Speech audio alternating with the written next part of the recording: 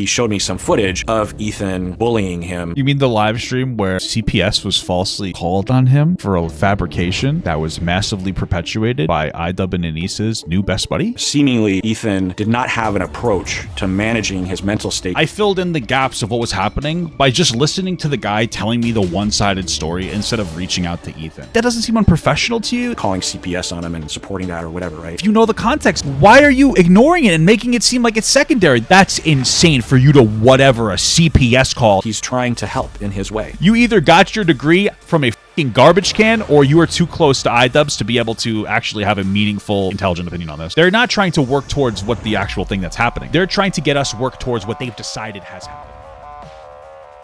All right, guys, let's get this party started.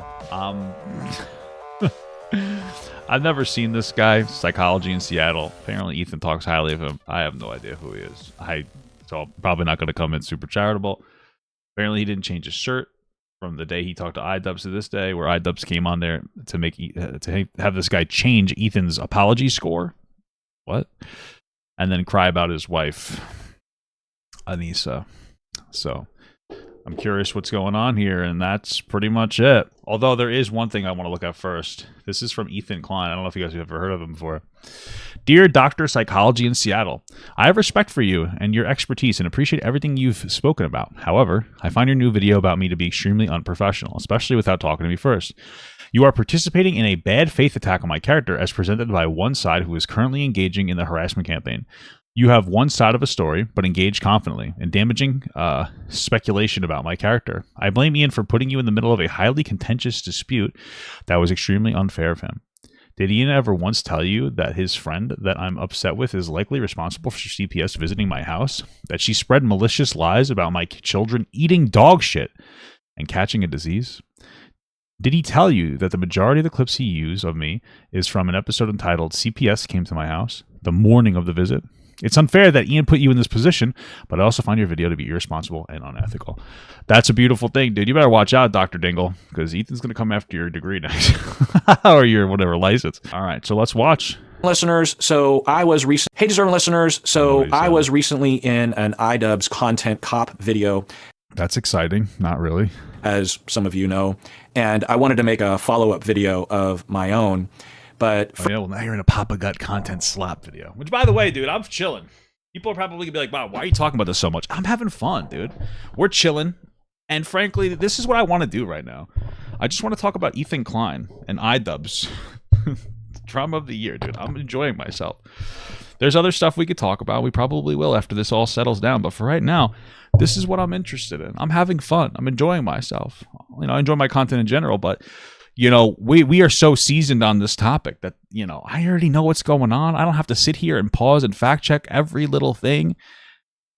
You know what I mean? Because that's what we got to do. Like, there's probably a Nux video I want to do, but I don't feel like fact checking right now. I feel like sitting here and watching some weird guy cry because he took his girlfriend's last name when they got married instead of like a mutual last name. Like, what are you doing? You know? First, I thought we would watch a little clip of the interview that Ian... Why don't you just play the full interview? And actually pulled from to include in his content cop video.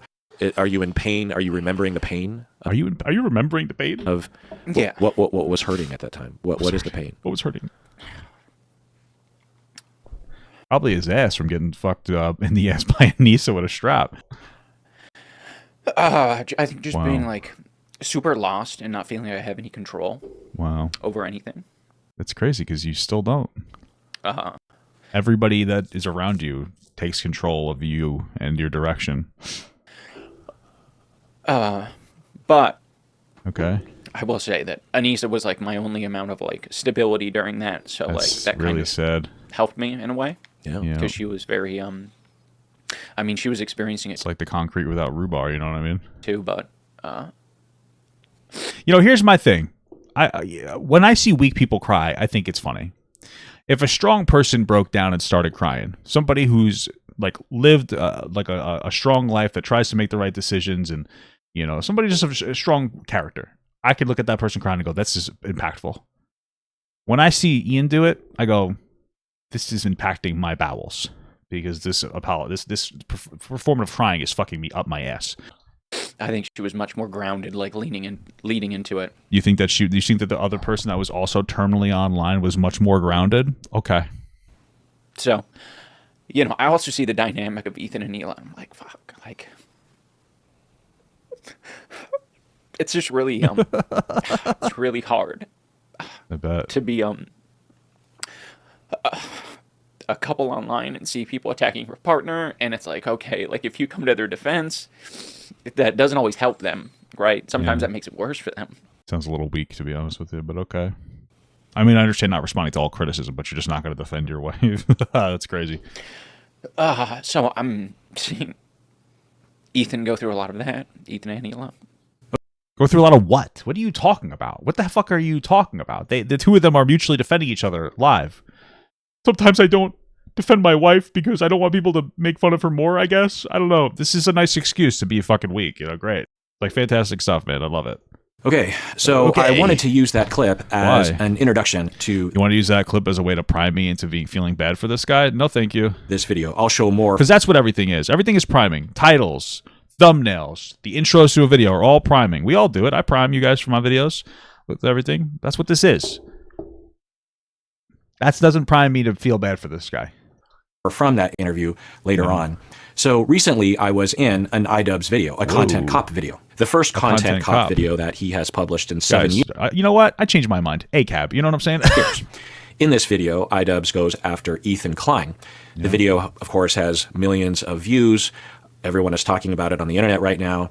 True. And I have heard from a lot of you saying that you're worried about me because you know about the toxicity of these kinds of dramas and this drama specifically. He really should have just left it. He should have, you want to be in Idubbbz video or whatever. Idubbbz approached him and he wanted to do that for Idubbbz. That's fine, but he really should have just left it. I think that this is going to be such a bad video. And the larger drama about the war in Gaza. And along these lines, the online assholes have already showed up in my inbox, of course. I knew that this would happen. And I wasn't planning on doing this, but I thought that I would provide a little video here describing my involvement in the video. So first off, if you're new to this channel... He really should. He should have taken out a page out of Idubbbz book and just not responded to the criticism against, his wife, channel. My name is Dr. Kirk Honda. I have been a therapist and a professor since around 1997. Crazy. And I started this podcast, Psychology in Seattle, in 2008, 17. Let me just tell you, a little off topic. This is a little off topic to the video, but I did want to say this. I feel like one of the best things you could do as a person is to try to turn your regular job into content. I really don't think it's a bad idea. Because you do your regular job and then do some kind of content, especially if you do bricklaying or something satisfying, like power washing or bricklaying or, something cool like that. Because then you could double dip, man. You can get that little extra money, pay off some of your bills. There's a lot of good stuff there, man. So I'm just saying. Years ago. And I feel like in the future, everyone's going to be a micro-influencer, so you might as well do some shit like that. That's all I'm saying. I have been making all sorts of content, psychology related. So I thought the best way to explain my involvement in Idubbbz Content Cop video was to give a brief summary of the chronology up until this point. So I took some notes here. Back in May of 2023, so 2 years ago, many people were asking me to analyze an apology video by Idubbbz. I only knew Idubbbz from Creator Clash, which was the year prior. So I didn't know what he would be apologizing for because I didn't know what he was known for, what he had published prior. So I watched his apology video and analyzed it, and I gave him a B. And to my surprise... And I feel bad about that because he just harassed me, and he made me feel like it wasn't a good apology score and that he should got higher. So now I'm going to run super defense for the guy. He commented on the video, which was interesting because that doesn't usually happen. And I came to learn that he and his wife, Anissa, have been fans of my channel. Then about a year later... Are you sure they're actual fans or they didn't just want you to change your opinion? In February of 2024, so about a year ago, Stacy and I, my wife, we were at a breakfast joint here in Seattle. Okay. And Ian and Anissa, if you don't know, Idubbbz, his name is Ian. Ian and his wife, Anissa, approached our table because they saw us walk in.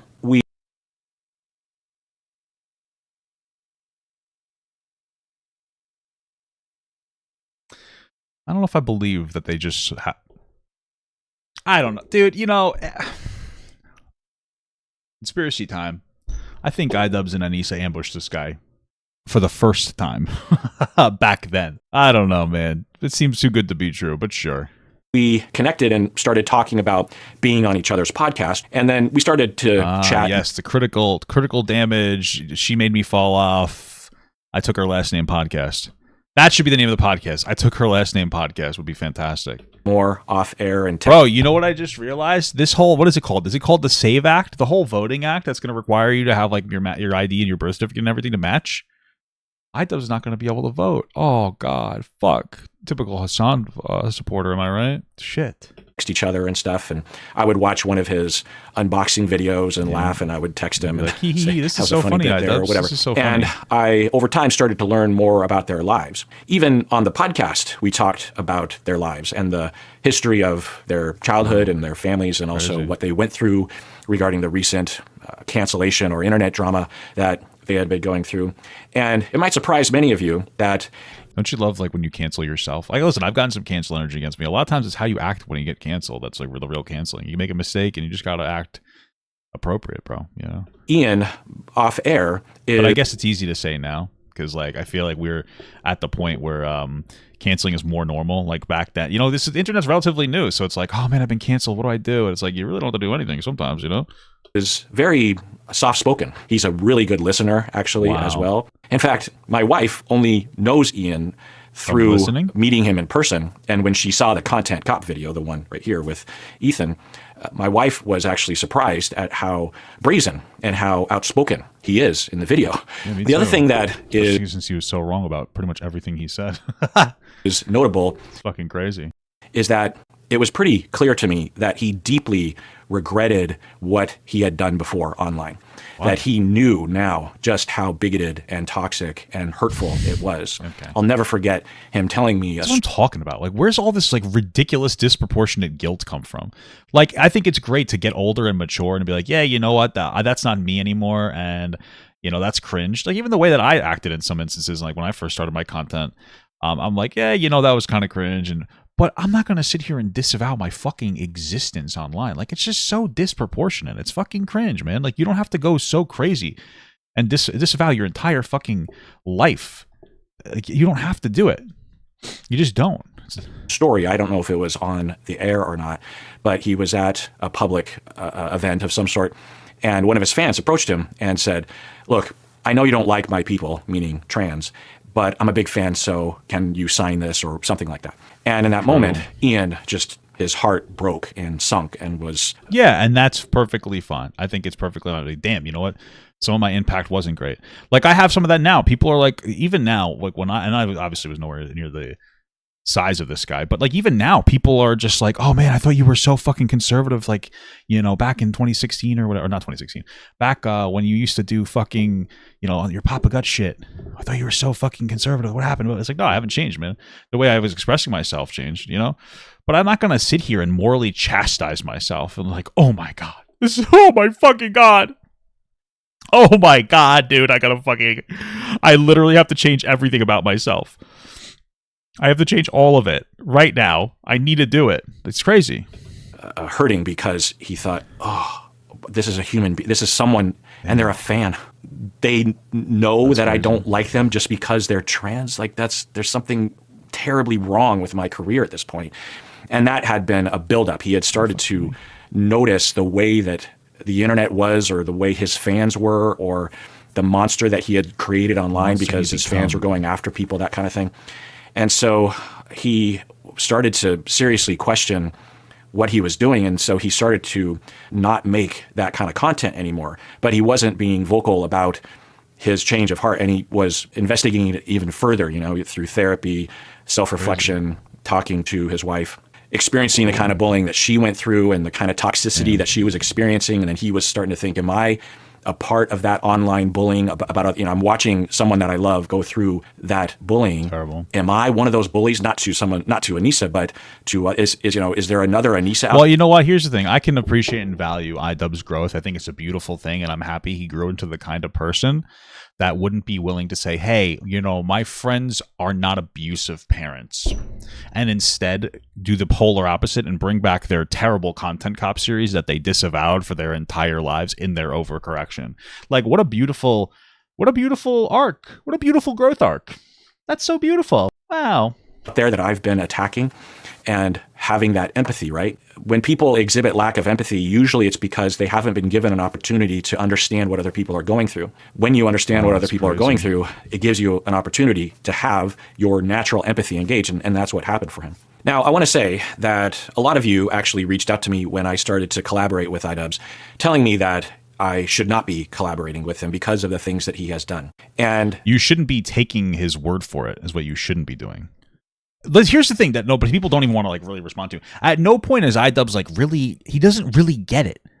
At no point has Idubbbz ever critically thought about him. Like, he had an experience where somebody walked up to him and was like, I really love your content, but I'm trans and I know you hate me. And I was like, Idubbbz was like, wow, that's like terrible. I don't like that way I'm represented. That's beautiful. And then everything since then has been, oh my God, everybody is right if they criticize me. Oh yeah, I remember when I criticized Jinx or whatever, the one black content creator, for literally just watching videos and doing zero conversational transformation. Oh, that was so racist of me because a black woman told me so. Oh, that's Idubbbz's entire thing.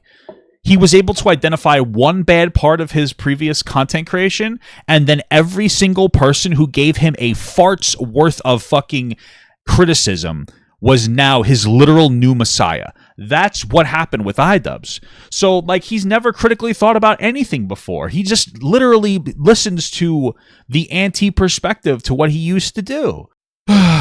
Those kinds of conversations are important. And if I were to blanketly endorse everything that he had done in the past, then that would be horrible of me, actually. But Crazy. A lot of things are exhibited and playing out in my relationship. You mean like Pimp My Ride exhibit? That's a little joke for some of the old school fellas. With Idubbbz. One is that just on a personal level, I can relate to the online hate that he Me too, and man. Anissa received. I have only experienced 1% of that, but even that 1% was very hard to deal with emotionally. And when I would reach out to other content providers, they would almost always say things like, well, you just have to have a thick skin. And yeah, sometimes you have to have a thick skin, and you have to be willing to disagree with your audience. One of the greatest things you'll ever do when it comes to receiving hate is letting people hate you a little bit. Okay, when you are so desperate for people to not hate you as a content creator that you start listening to everything your audience says, that's when you're creating an atmosphere with your audience that you are never going to, like, you're going to, like, anytime that they give you criticism, you will take it and you will just listen to them, and they're going to start to feel this like weird sense of power. You need to teach your audience that you're just not going to always agree with them, and that's okay. And they can cry about it, but that's like, fine, we're adults here. We don't have to agree about everything. And your audience will respond. The bad, toxic people will disappear, because the ones that like want to have this weird level of control because they're worthless, they will disappear. And that's a good thing. And then you're going to have some like adults in your audience. And that's all you can really do. I thought, okay, I need to have a thick skin. Well, that didn't work for me. And I began to wonder if a lot of people were saying you have to have a thick skin because they didn't know what else to say or do. And that What do you do instead? Yes, you have to have a thick skin. A lot of people were suffering. And then recently, over the last couple of years, I saw a lot of YouTubers with millions of subscribers closing shop and not making videos anymore, because I think, and they would say sometimes, that it was because of their fans, even the way that they talk to the content provider. So I started to wonder if I might actually have to figure this out on my own, and that other You think you're going to figure out how to get people to stop being mean in comment sections? content providers don't have an approach or a system or any sort of wisdom about how to cope with this. And I thought, well, I've been through a lot of therapy myself. As a profession and as a professor and as a content provider, it's important that I at least try to understand our psychology and our experience and how to deal with things. And there's some parallels to being a professor and a therapist. And so I have my own approach. And so to see someone else go through this and to have them experience the fallout, even if I might say he deserved to have some fallout from what he put out there into the world for a number of years, the feelings and the experiences, I think, are not only personally interesting to me, but I feel like I want to provide a way of talking about this, because there's this notion out there that you will hear a lot of people say that, well, they're famous, so then the gloves can come off, right? They know what they're getting into, or they're rich and famous, so it doesn't matter if we bully them or hurt them or try to attack them. You know, they're a public figure. They know what they signed up for. And what I would say to that is, just because someone's a public figure, then you can be a psychopath? No. And there's a lot of pain and loneliness in the world, and people are trying to cope with it in a variety of ways. And one of the ways that we've known about even before the internet is through social comparison and bullying. When you are on the playground and you see a bully, everyone understands that that bully is not dealing with emotions well, that they are not. I guess, but then usually people just go along with what that bully says because they want to feel strong. They're like, yeah, that bully must be right. He's tough. Wait. Oh, that's what Idubbbz is doing because he sees Hassan as the bully against Ethan. And he's like, he must be right because he's like, literally, Idubbbz is a bully supporter. What are you talking about here? Not confident, that they are not secure, that probably bad things are happening at home, right? Well, a lot of people have bad things that have happened in their past and present, and they go online and they take it out on other people. And it's understood among society that it's completely okay to unrelentingly bully a public figure, even if they're just a public figure on YouTube, right? So that kind of thinking needs to change, which, it makes sense that society Okay, cool. I guess I agree with you, but I don't know what this has to do with this video. Society doesn't really understand that yet. The internet is relatively new. Content providers and their feelings are relatively new, that sort of thing. So there's that. The other reason why I'm interested in I want to die to test if I have a resurrection stone or not. All of this is because if we're going to make the world a better place and we're going to see eye to eye, understand the other side of the aisle, reach out to other groups of people to try to work together, if we're going to do that, then we have to stop interacting with other people online the way that we tend to interact with other people online. And I saw an opportunity with Idubbbz, not only just for his sake, but also just for my mission to try to make the world a better place by demonstrating that through love, and I don't use that word lightly, but through love, through understanding. Yes, H3, love is somebody on the H3 podcast. Yeah. Through, I believe, an accurate understanding of the human condition, we might actually be able to push things forward in a positive way for everybody. Because the way that people tend to react to these things is through cancellation and hatred and black and white thinking, which leads us to a lot of the ills of society today and in the past. So what we call over-intellectualizing. Like, yes, I understand the core thing is we need to humanize people on the internet a little bit more. Because that's what it boils down to. On the internet, it's very easy to be inhuman.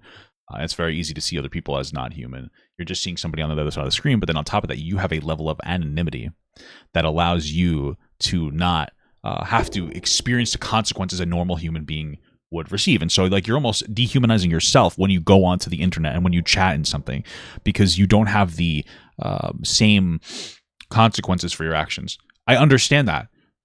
It doesn't matter. You're over-intellectualizing a situation which boils down to 10% of the story.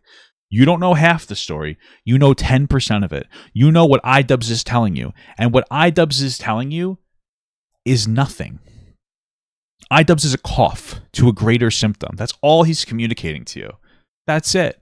He's not communicating to you the festering fucking fever itchy ball sack of whatever bubonic plague of Hassan that exists. And that's what it is. So it's ridiculous. So I saw an opportunity with Idubbbz to change and reemerge as a content provider with his new paradigm of empathy and understanding other people's experiences and still providing entertainment and meaning and purpose. So I thought this would be a good example of this sort of thing because it almost never happens, right? You've all heard of, or even someone maybe who is a bigot, right? True. Well, I am that once someone. obviously that person's not a bigot anymore. And the typical way of reacting to them is through hatred and anger and attacking that person. Yeah, and sometimes that's okay. Like, I understand what you're saying. Hey, well, maybe you should try to empathize with that bigot or something. You could try that sometimes, maybe, if that person's open to that, but not everybody's open to that. You can't really do therapy for everybody. Not everybody takes to it. And like, sometimes it's okay to just hate people who are bad people. Like, it's okay. We don't have to this is what I'm talking, we don't have to over empathize with everybody.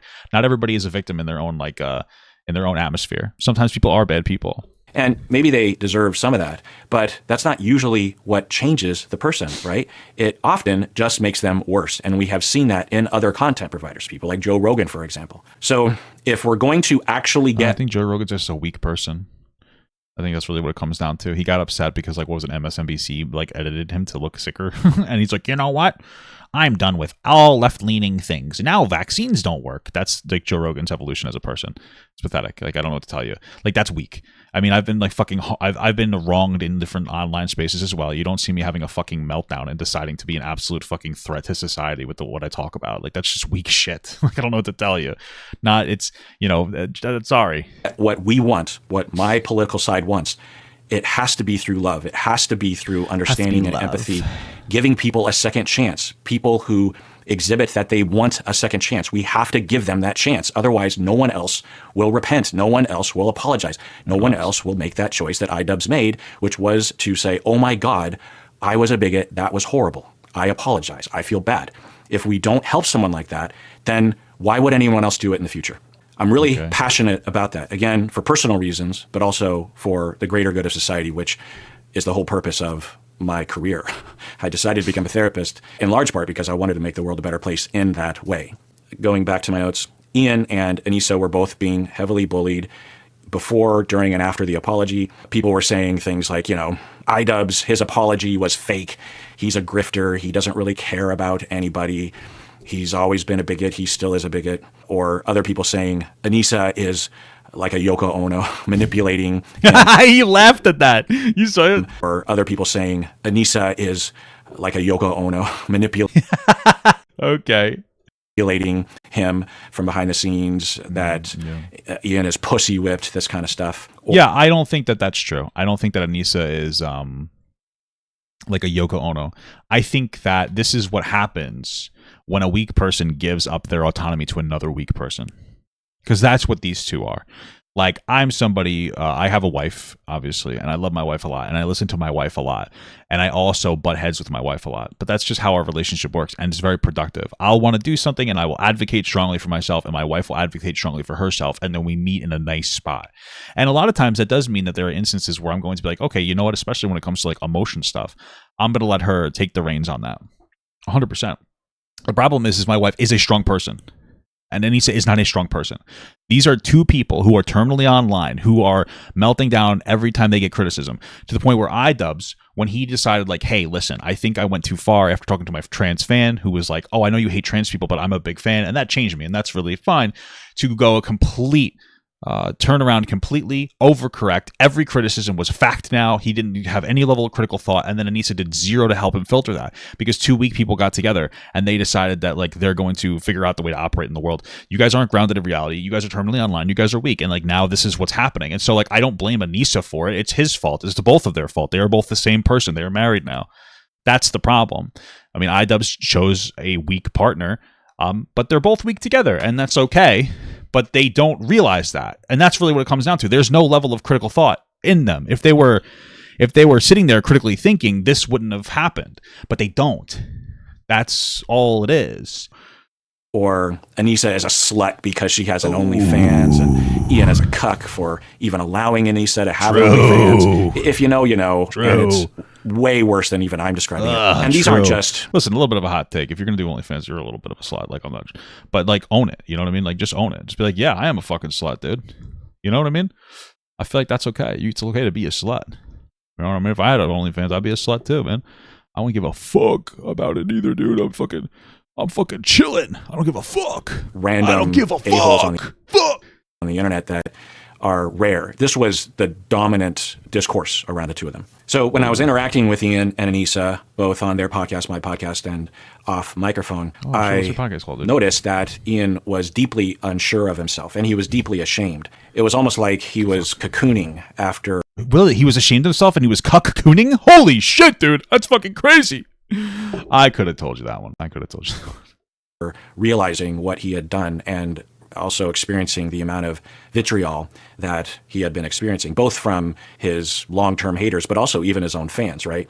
Not only experienced the regular sort of criticism, but even his own fans hated him, that kind of thing. So he was, in a very raw way, questioning everything, and also just questioning whether or not he would ever make content again. He was still making some content, but it was more safer, right? The podcast or an unboxing video or something. Well, it was safer in the way where, like, he wasn't even part of the safety came where part of the safety was that, like, he wouldn't really signal boost it. He wouldn't even, like, advertise it in any meaningful capacity. That was part of the way that it was, like, considered safe. Like, he was so afraid that he wouldn't even exist online anymore. That's what I'm talking about. Something. And he wondered if he could ever make videos again without it evolving into toxicity and bigotry and hatred, and without it involving the kind of toxicity that happens from the audience, that kind of thing. Or without him 10 years later regretting harming people in that video, right? He was really ashamed deeply ashamed and deeply unsure of himself. And by the way, I asked him today if it was okay that I talked about all this, and he said, yeah, you have full license, talk about whatever you want to. Yeah, I'm sure that he wanted you to talk about it, especially since I think that Ian is captured within the good boy narrative. You're a good boy now. You're such a good boy now. So now anytime somebody talks positively about his growth, which Anissa is his growth, I'm just kidding. He's like, oh, thank you, I'm a good boy. And he just kind of wags his tail. Like, that's what Idubbbz is caught into. I think that that's really what the response he wanted. He wanted people to wag. He wanted people to be like super happy for him for like making normal adult growth. And he didn't get that reception from people, especially since he overcorrected. Nobody gave him the good boy. And now he's just like sitting here and he's been reeling ever since. He's like, I didn't get the response I was entitled to. I am a good boy. I am a good boy. Everybody tell me how good of a boy I am. That's pretty much what we have here. That's what it is, dude. Don't bra me. I'm fucking right. You know it. Okay? So after learning a lot about his life and the sort of things that Ian and Anissa had been experiencing, and also learning about what sort of content he had been making prior, I was suggesting that he start thinking about, if he wanted to, how to make content cop videos that were from his new paradigm. Oh my God, dude. You were the one who started this shit? Fuck you.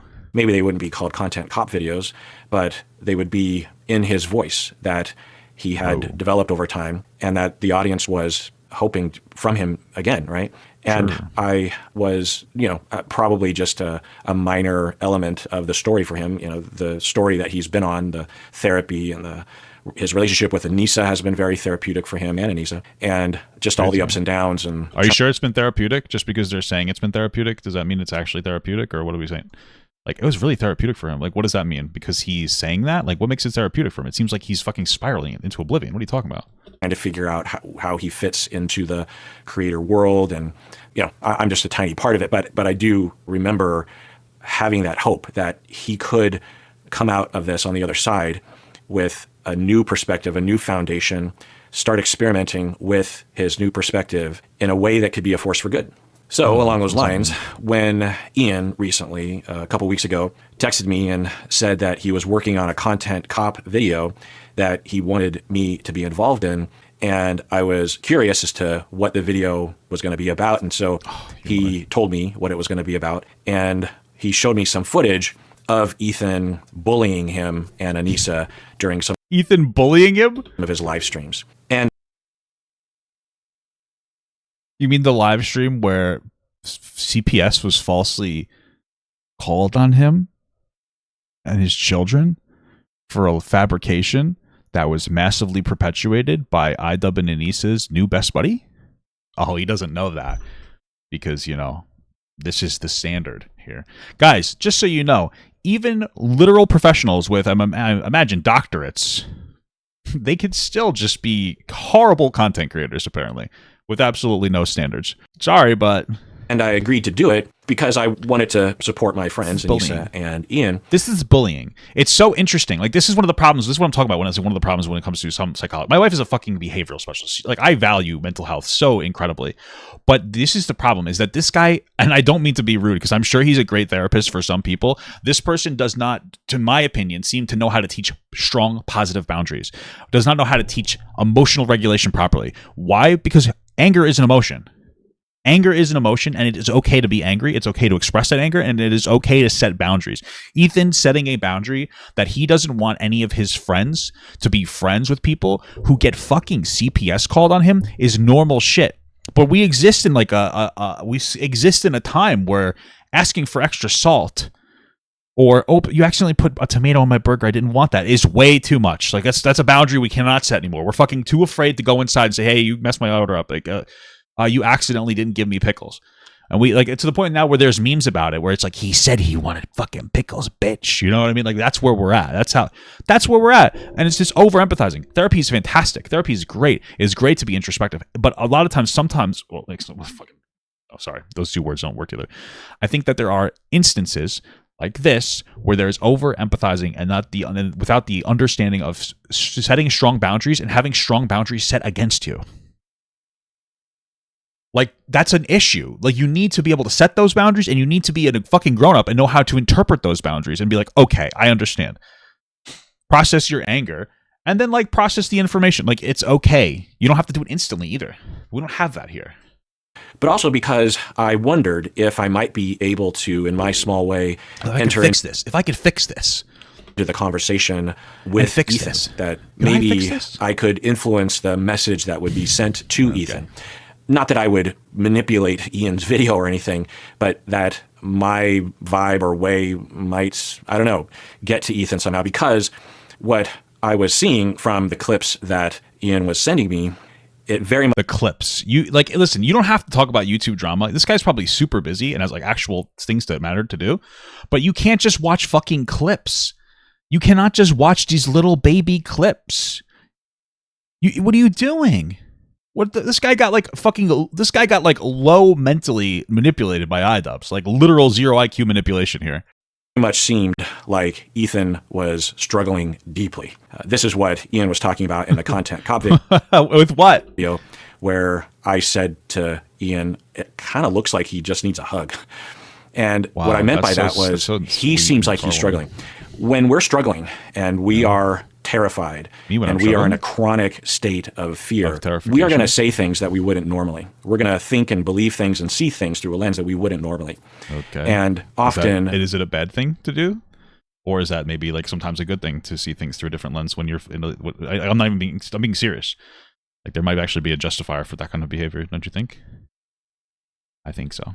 those people need love, get away from the fear if possible, so that they can return to baseline. And we can't take what they're saying seriously, or we have to put it within that context. You know, as an analogy, when you have a child, for the analogy I always give is you're teaching your daughter how to ride a bicycle and you're holding on to the seat as you're trotting alongside of her, and she turns to you and says, "Let go, I want to do it on my own. I want to do it on my own." And you're like, "Okay." And you let go and she goes for a while and you're going, "Yay." And then she crashes and she falls down and she skins her knee, and you run up and you're trying to help her and she screams at you, "Why did you let go of my seat?" Well, in that moment, we as parents don't yell at the kid and say, "You told me to let go of the seat, you jerk face." We don't What? do that. We understand. I'm not trying to be an asshole. This is exactly what I'm saying. Yes, you would do that nicely. I'm not trying to be an asshole. You could say I'm over reading too much into it. This is what I'm talking about. If that happens, you say, "Well, you told me to let go. Like, I'm sorry, but you told me to let go." You don't have to be like, "You fucking idiot! You told me to let go. This is your fault." It's a fucking kid. But you need to have proportionate responses. Be like, "No, you told me to let go, and like you did a good job though. You did fall, but like that's okay. You get back. You don't. Okay, whatever." When people are going through something, they're going to believe and say things Like, yes, they're going to believe. This is what I'm talking about. Setting boundaries. You can use set boundaries with your kids. They have to learn. I just. Oh, fuck my balls. I'm just saying, bro. Come on. Like, that's what I'm talking about. You don't just like let it roll over. You fucking say, no, you let me do this thing. I'm fucking Jesus Christ. that Oops, sorry. they wouldn't normally, right? Well, that applies to anyone of any age. That doesn't excuse things, but it explains things and provides a treatment. It provides a path to help them. If you actually are interested in helping Ethan or helping to divert his pathway, I'm just whatever interested in getting a fucking hat, bro. I'm just being real. that's just on, kidding. and the influence that he has, then love and understanding is the answer. Not that I'm just like, "Oh, everything's about love," but You kind of are. it works. And it feels better, and it kidding? feels more logical, and I sleep better at night. So I was hoping possibly that he might get some of that message.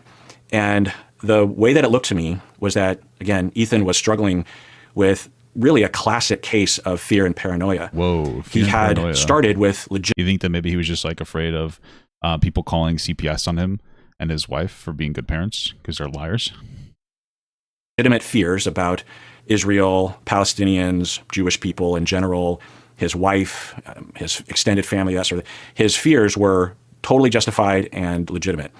Then, seemingly, I wasn't there for this progression, but, and actually talking with Ian, he confirmed this path, that seemingly Ethan did not have an approach to managing his mental state and his contact with the news cycle and the comments. This is what I'm talking about, dude. This guy literally just said, like, yeah, I filled in the gaps of what was happening by just listening to the guy telling me the one-sided story instead of reaching out to Ethan. You're admitting that here. Like, that doesn't seem unprofessional to you. I thought you would have acted with like a higher level of professionalism here. It's like, oh yeah, you know, wait, you just talked to the guy and you're like, I have this theory, and you told it to Idubbbz. Like, yeah, that's true. Like, what? Like, there's no fucking way you fucked this up this bad. There's no fucking way. Like, I don't know. I'm pretty sure, and I'm not 100% sure, but like when it comes to therapy, you're supposed to not do therapy on friends, and I think that there are specific reasons for it because there can be potential conflict of interest.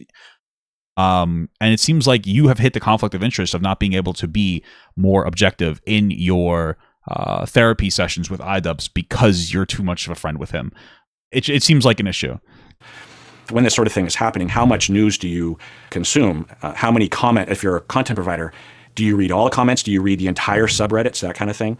And he seemed to have an approach that he just absorbs all that constantly. And this is what Ian was getting at in his content cop video, was that his employees are maybe even encouraged by him to feed him. Ian said something and I just decided that it was true.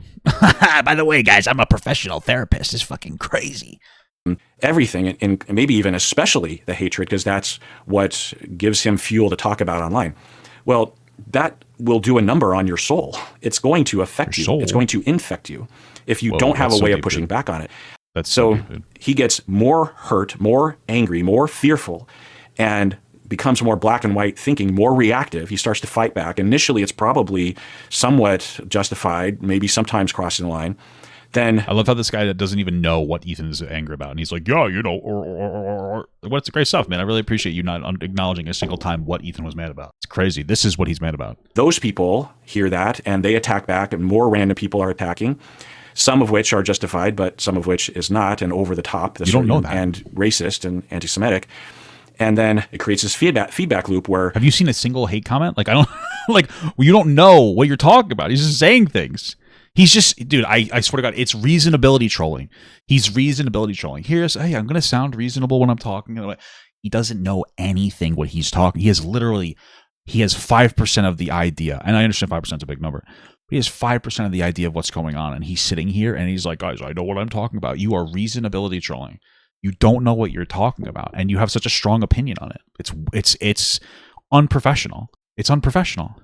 He gets funneled all that. He has no approach to pushing back. He gets more terrified, more worried, more convinced that the straw man is out there that he's built up in his mind. And he gets more worried, more terrified. This is insane. This is insane. The narrative that you've created is fucking unhinged. More angry, more hostile. That's what he knows how to do. And he goes after them and has spontaneous reactions on his live streams and doesn't seem to have any approach to how to manage what he says other than the button, right? And no one around him seems to be able to or interested in helping him with this.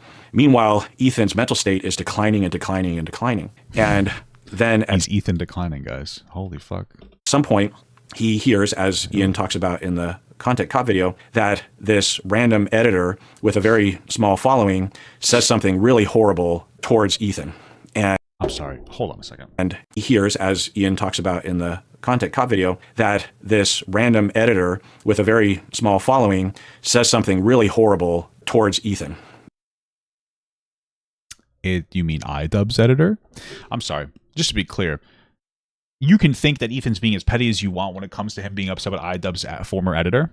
But the fact that Idubbbz didn't even tell you that that was his former editor, you don't...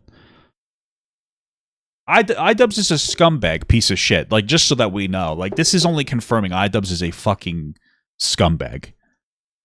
Idubbbz is a literal piece of dog shit. I was convinced that he was just this baby little cuck boy that was like getting, we manipulated. He is a fucking snake. He's a fucking snake. He has snake energy. He doesn't know how to approach people. He doesn't know how to stand up for himself. He doesn't know how to be a man. He is a weak fucking snake. And all he does is lash out. Now I understand why he disavowed his old content cops. Because they didn't come from a place of strength where he was like, hey, this person's bad. I'm going to criticize that. It comes from a place of weakness where he goes, I'm going to go after this person in a toxic way. It happened to be pretty good. But that was never his intention. His intention was always to be a deceptive fucking snake in the grass. And that's why he regrets it so much. Because after what we just heard, that's fucking insane. That's insane. This is ridiculous. Jesus Christ. And Ethan is fed this information as he's fed almost everything that his people or Ethan himself can find. Holy shit! On the internet. I mean, Ethan reads the snark subreddit for H3, which I just find he reads? Just that's crazy. Patently unhealthy for him. There's just no way that can be helpful to him. So he is seeing that this person is saying a toxic thing. He also learns that that person used to work for Idubbbz or might currently, and then he also heard. That seems like the most relevant situation to start off with. This random editor, now all of a sudden this random editor actually isn't a random editor.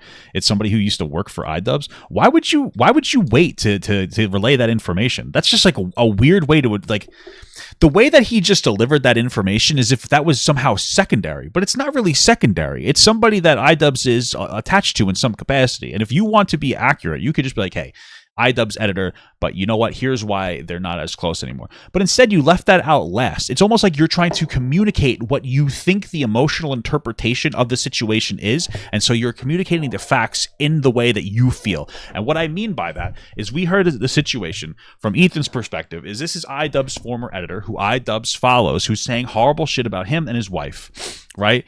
And so if your response to that is like, listen, I follow them just like a lot of other people follow people, but I don't have close contact with them, blah, blah, blah, blah, blah, blah. That's totally fine. But this guy has decided that that's the narrative. So he doesn't give you the information that it's Idubbbz's editor until after, because he feels in his interpretation of events that it's not as important. But that's not for you to decide. That's for us to decide. You cannot sit here and give us your emotional interpretation on a set of factual information. It's fine for you to present the facts and then give us your interpretation, but you're giving us your interpretation afterwards. And so if you're somebody who doesn't know what's going on somehow, and you're watching this, you're like, oh, wow, Ethan is a real piece of fucking dog shit. This guy's actually, what you're thinking is like, oh, this guy's unhinged and crazy. Ethan is like crazy and unhinged, and he's definitely just like this big manipulated ball of shit. Tell us what's going on, and as you're telling us, give us the interpretation. Don't decide to prime people by giving that information in a deceptive way. It's gross. Thinks, oh, Idubbbz, I thought he was a friend, and he's not speaking out against that person, and because I'm in such a state of fear. That's not the person that Ethan was like really worried about. Well, he's not aware of this, of course. Paranoia, and I don't use that word lightly. Yeah, not because he started that way, but because of the... Hey guys, I'm a therapist. I don't use the word paranoia lightly. I haven't even talked to the person that I am right now using my, decades of schooling and experience as a psychologist. And I'm going to use a very strong word to diagnose that person. Maybe not, it's not an official diagnosis, but that's what you just did. That's really inappropriate. Holy fuck.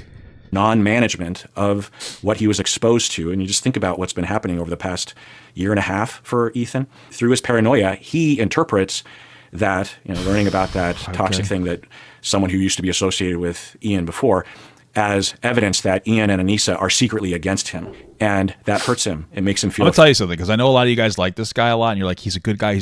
I just said, this is my first time seeing him, and this is pathetic. I'm sorry. This is pathetic. I don't know what you guys see in him, but... Afraid. This is not the first time this has happened for him in all likelihood. There have probably been other times when it might have been more confirmed or there was better data indicating that someone that he thought he could trust, he couldn't really actually trust, right? Not only could he not trust that person, but that those people were actually a very harmful, scary element in his life, calling CPS on him and supporting that or whatever, right? And you just think about... Wait, do you know the context? I'm so confused. If you know the context, why are you ignoring it and making it seem like it's secondary? We're a third of the way into the video, and this is the first time he even mentioned the fact that CPS was called. Why does this guy think that information is so secondary to tell his audience about it after a third of the video has gone by, and not to start off the video with that? CPS being... That's insane. That's insane for you to whatever a CPS called about abusing your child. Because that's what it is. You're such a neglectful parent that they're eating shit. That's a secondary information to you. That's tertiary information to you. What the fuck is wrong with this guy? This guy's an idiot. Jesus Christ. At that, right? That when that happens, then when it starts to come into your house, from what I understand, the CPS workers actually entered the house to conduct an investigation. So Ethan goes off on Ian and Anissa Why? on the air Why? again because Why? his style is spontaneous and off Why? the cuff. And Why? there's Why? no Why? guardrails except Why? for that button, Why? which isn't really Why? a guardrail. It just Why? kind of gives, Why? as Ian was Why? pointing out, him more Why? freedom to just say Why? whatever and think. You know, Why? and that's what Ian was getting at in the content Why? video, was that it seems Why? like Yeah, we don't know why. We don't know why. Oh yeah, the CPS was called on Ethan, and holy fuck, and Ethan was just going after Idubbbz, and it's like crazy. Why? Holy fuck! How do you not know why? Because his fucking wife's best friend was a massive perpetuator of it happening. Thank you for not telling me that information. I'm sure you'll let me know at the hour 15 mark, that little detail that you decided was not very relevant. Ethan has no boundary or editor in his mind. What? And the button actually was a solution to a problem that made the problem worse. Because as a content provider, even if you're an edgy comedian online, there has to be some line, some concern about how you're affecting other people, right? Some empathy, right? You'll have an impulse to say something and you'll think, well, it seems kind of funny and appropriate now, but if I were in someone else's shoes, what effect would that have on someone? I probably shouldn't go that far, right? It's not that you're... I genuinely do not like this person at all. It's not what he's saying, it's the authority that he says it with that makes me genuinely dislike this person. He is using his degree in psychology to be massively unprofessional to the point where, you know, this could be questionable for his licenses. And he's bludgeoning the situation over the head with it. The fact that Ethan's like little Reddit post was like, hey, I like you a lot, but this is unprofessional. This is something that would make me hate somebody. Okay, there are plenty of people inside of any industry, mental health and otherwise, that are bad at their job. And so far, I'm seeing someone that's bad at their job. That's how I see it. Being disingenuous and not saying the truth, You haven't even talked to the guy about the situation. Incorporating the bigger picture. And if you don't have that inside of you, then you're just going to speak completely from what does he have? whatever Did you just diagnose him with ADHD now too? Like, he doesn't think before he speaks. He has a whole issue. He's got all these different things. How far are we going to go? happens to emerge for you impulsively. And Ian made a great case for that. Ian made such a great case for that.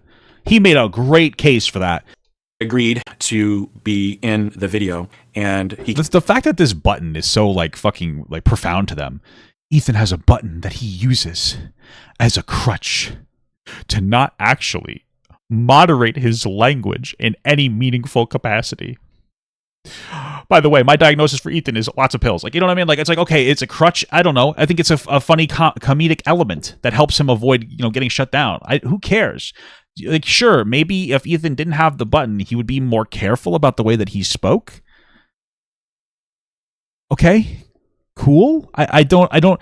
Why does it matter so much? It doesn't make sense to me. Why does this matter so much that he would the button is this huge problem? The button isn't just a silly little thing that helps him keep his people paid so he doesn't get banned for weeks at a time or lose his platform. The button is actually a crutch and is a problem, and he shouldn't have the button because it's such a fucking prolific problem. I don't understand. We're getting to the point where the button is now in place of cognitive behavioral therapy. That's what he's saying. He's saying that Ethan needs to engage in cognitive behavioral therapy so that he can actually act more appropriately on his show rather than use this button, which is actually such a massive crutch to the point where it is actually toxic to his life. This is what we're talking about. This is what he's trying to communicate to you. This button is not that fucking deep. Sometimes things are not that deep. They don't have to be that deep. They are not that deep. he came over to my house and to my home recording studio, and we recorded. This is footage from that. And we talked for over 3 hours. Whoa. And I, at some point... 3 hours of Idubbbz. Holy shit, that sounds fucking boring as hell. I think we should probably cut this off. And we were having a really in-depth conversation. There were a lot of ups and downs. And so There's a lot of ups when and I downs, guys. handed over all of the footage, I just gave it to him. I was thinking I wasn't going to be in the video because I was thinking, how in the world, in a content, in his style, how could he use anything that we said in that video? Because it was so slow and, you know, in my yammering way, it was slow-paced and emotional and vulnerable and nuanced, and I just thought that was so nuanced, guys. It's so nuanced that a fat fuck who used to clean buses for a living can sit here and pick it apart while he plays a fucking A+ video game. Because that's what's happening. It's not because I'm smart. It's because this shit is so fucking unprofessional and stupid. It's not. You're not. This is not nuanced. This is over intellectualization of a situation that you know nothing about. That's what this is. This is a bunch of people who are bored because their lives are too privileged, sitting down and overly speaking about a topic that they have no fucking understanding about. That's it. This is the equivalent to two stoners sitting in a room talking about how they're going to open their own industry to sell fucking... We're going to sell, dude. We're going to sell our own hash, bro. It's going to be fucking crazy. Oh, shit. What if we got fucking topless girls with titties come out? Oh, guys love fucking titties. That's all this is. That's all this is. This is not like this super deep, intelligent shit. I can't imagine he's going to use any of that. And I even told him, I said, if you don't use any of this footage, I'm not going to be insulted. Or if you use like 3 seconds, whatever. And I trusted him. And I didn't want to give him the impression that I didn't trust him because Why? I didn't want to poison Because I don't want to set any boundaries because I'm weak. That's why. well in that way. I wanted him to go for it. I knew I was taking a risk, but I knew enough of him to trust that at the very least it wouldn't be negative for me. And that approach is something that I learned as a therapist, not only in practice, but also theoretically, that people behave the way that you treat them, the way that you believe in them. Really? Either That's way, crazy. right? If you treat them poorly and don't believe in them, then they Are you talking about the golden rule we learned in fucking third graders? That's crazy. It's wild. tend Thanks, to man. behave in Appreciate ways that are So deep. problematic, sometimes to you. But if you believe in people and you say, I know that you can do the right thing, I believe in you, then across the board, and this is demonstrated through empirical observation, that people will behave in more responsible, empathetic, non-problematic ways. Not all the time. Generally, sure, but not this time, buddy. Buddy Buckaroo. That's what I like to say. Buddy Buckaroo. Certainly not this time, man. It definitely backfired on you. But it has a huge effect on people. And that believing in Ian does not mean disbelieving in Ethan or vice versa. What's so funny that you say that, because that seems to be exactly what you decided to do by not even having a conversation with Ethan. So, like I said, this is called reasonability trolling. When you pretend to be reasonable, but you actually do something super unreasonable. That's what this is. So I thought I would actually watch a few clips from the over 3-hour conversation that I had. So you decided to watch clips from your conversation to masturbate your ego instead of just watch the podcast segment that Ethan was talking about somebody encouraging people to call CPS on his children? That's really interesting. That's a really interesting thing that you decided to do. I like that a lot. You know, I also like to stare in the mirror while I jack myself off. It makes me feel so good about myself. With Ian. This is dipping my toes in a very there's a lot of controversial topics around it. Ethan's a controversial guy. Yeah. So it's like, I get it. You're a fucking pathetic loser. You don't want to tie yourself to Ethan because he's controversial. You could have just said that. You could have said like, yeah, Ethan's a good guy. Or excuse me, Ethan doesn't let his kids eat poop and his house is clean. We just want to stay out of Ethan's whole drama. That's all he had to say, but he didn't want to do that. He's a fucking loser. Happy that you're doing it because, jumping back into the deep end, which the internet Jumping back into the needs you deep end, now. guys. Jumping in on a topic where he feels strong on. Just to be clear, that's what's happening. Because like he's not getting into controversy again, that he's like, oh man, I want to change the public narrative. He wants to support whatever the narrative is going on in a weak way. Yeah.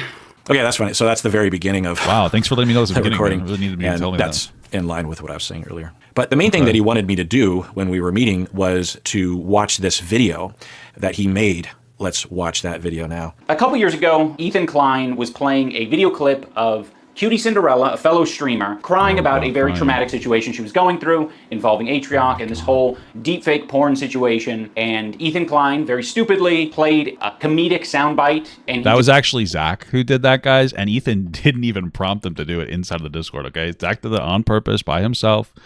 All right, guys. Just lost it. He was cackling. Ethan recognized that it was not a good thing to do. So he pretty quickly apologized. If I had known that the whole video was concluding on me changing the grade, I still would have refused to change my grade, but I would have done it in a much more careful way because I thought that he was just... Okay, so he came here to get you to change the grade and he didn't tell you that. And you don't... I'm sorry. Holy fuck. This guy's an idiot. Right? We know this guy's an idiot, right? I'm so sorry. You say that you trusted holy fuck. You came there. Okay, excuse me. Let me fucking articulate myself better. You're sitting here and you're telling me that you really trust Idubbbz and you think he's a great guy and all this other stuff. And now you're admitting that you didn't know from the start that the whole intention of Idubbbz being there was to have you change the grade of his apology for something that you did. And you don't feel like that's some kind of at least light betrayal of your trust? So are you just like a dumb person? I don't get it. I don't get it. Oh, Jesus. It's experimenting with different elements of the content cop video. I thought I was going to be one of hundreds of possible things that he would put in. And I thought, since I didn't change the grade, I wouldn't even make it in the video. And I asked him about it actually today. And he said that he thought I was going to change the grade, and that when I didn't change the grade, he had to completely rewrite the ending, the epilogue to that hour-long content cop video. And he had to, and maybe influenced, to make it more positive. And then he reached out to all those content providers for them to all say something nice in light. Holy fuck. Oh my God. Dude, this is insane. He's exposing the virtue signal of Idubbbz. What he just told us was Idubbbz's whole intention of the end of that video was to get this guy to change the grade for his apology. That was the whole intention. When that didn't pan out, Idubbbz decided to have this performative idiot fuck ending where everybody said a nice thing about Ethan. What the fuck is that? That's so weird. You guys are losers. This just makes Ian look like a fucking snake, and it makes you look like, I don't know, somebody who loves shoving snakes up your ass or something. What the fuck is this? What is this? This is hilarious. It's hilarious how this guy exposes Ian even more. He exposes Anissa's husband even more in this video while trying to defend Idubbbz at the same time. That's incredible. Good job, buddy. Good job. Well, you know what? You can give him a little bit of credit. Maybe he's not just trying to run defense for Ian, at least, because he would have, I would imagine he would have been a little more careful about expressing that. Of what I had done. and I thought, oh my God. I mean, it is what I was hoping. I mean, not that specifically, but that message I was hoping to influence. I didn't realize I would be that pivotal. I didn't realize I was, I can imagine for him being quite disappointed after we had that 3-hour conversation. We hung out afterwards as well, the four of us, Stacey. Whoa, you guys hung out? Ian and I. That's cool. And just, shot the shit. He pretty quickly apologized. Now, that apology was pretty well recognized as a good apology amongst the non-experts, but the experts also weighed in. I mean, as much as you can be an expert in apologies, it's not like an official title or anything, but Dr. Kirk Honda weighed in. Now, Ethan was able to hit most... Hey, guys, I went and I hung out with this guy. Hey, guys, my name is Ethan. My name is Ian. And I hung out with my friend so that I can use him to try to use some kind of a professional standing to make Ethan look like a bad guy. That's what I did. And the guy trusts me fully. He's a fucking idiot. There you go. Sneaking successful. If not all the points successful on this grading scale. Basically, this resulted in Ethan getting an A+ apology. You could say that I'm salty because I got a B+. The other thing that he showed me, and when we were watching this video a couple weeks ago, I asked him, what is this? Did you put together this graphic that has all my apology video grades? Because there was a point a while back where I wanted to actually go back and watch all my apology videos and write down all the grades that I'd given because I had forgotten. Because in some later apology videos, I would be referring to past apologies, and I wanted to be able to contrast grades and the rubric that I use, that kind of thing. And I asked him, I said, did you make this? That's amazing. And he's like, no, H3, Ethan Klein and his people or his fans or something put together this. I already know what's about to happen. Something about Ethan being full of himself or something is about to happen here. All right, cool. What is it? Yeah, he put it together because Ethan is doing like some victory laps, but it's mostly like satirical. The tier list that he put together, I guarantee you, is the same as when I make jokes about how Ethan needs to send me a fucking hat. Like, I obviously want the hat in the same way as Ethan, I'm sure, is proud of his score. But for the most part, I'm just having a little bit of fun and trolling and just being a little bit silly. And I'm just going too far with the joke intentionally to be stupid. That's what it is. Web page, and each is a clickable thing to take you to my video, and it's heavily featured on the H3 podcast or the fan site. I can't remember which, because of how often Ethan talks about it and how vindicating or how praising it is to Ethan, because he is the only one that has maybe even received an A. The apology, in my opinion, has just served to like boost his ego and kind of give him an out. You know, he rated. That's why he went there. He went there to try to knock Ethan down a peg. That's what it was. I feel like after this, Ethan shouldn't respect this guy at all, though, personally. But that's just my opinion. Did my apology to Cutie Cinderella, a perfect score, a perfect 10. A perfect 10 out of 10? Literally 10 out of 10. Go back. I can teach you how to make a good apology. I'm the Right, best at 10 it. out of 10. I know what a perfect apology is, lady. When Ethan initially had talked about my video, my apology analysis of him, people were sending me the link. I'm like, oh my God, that's crazy. Ethan talked about you.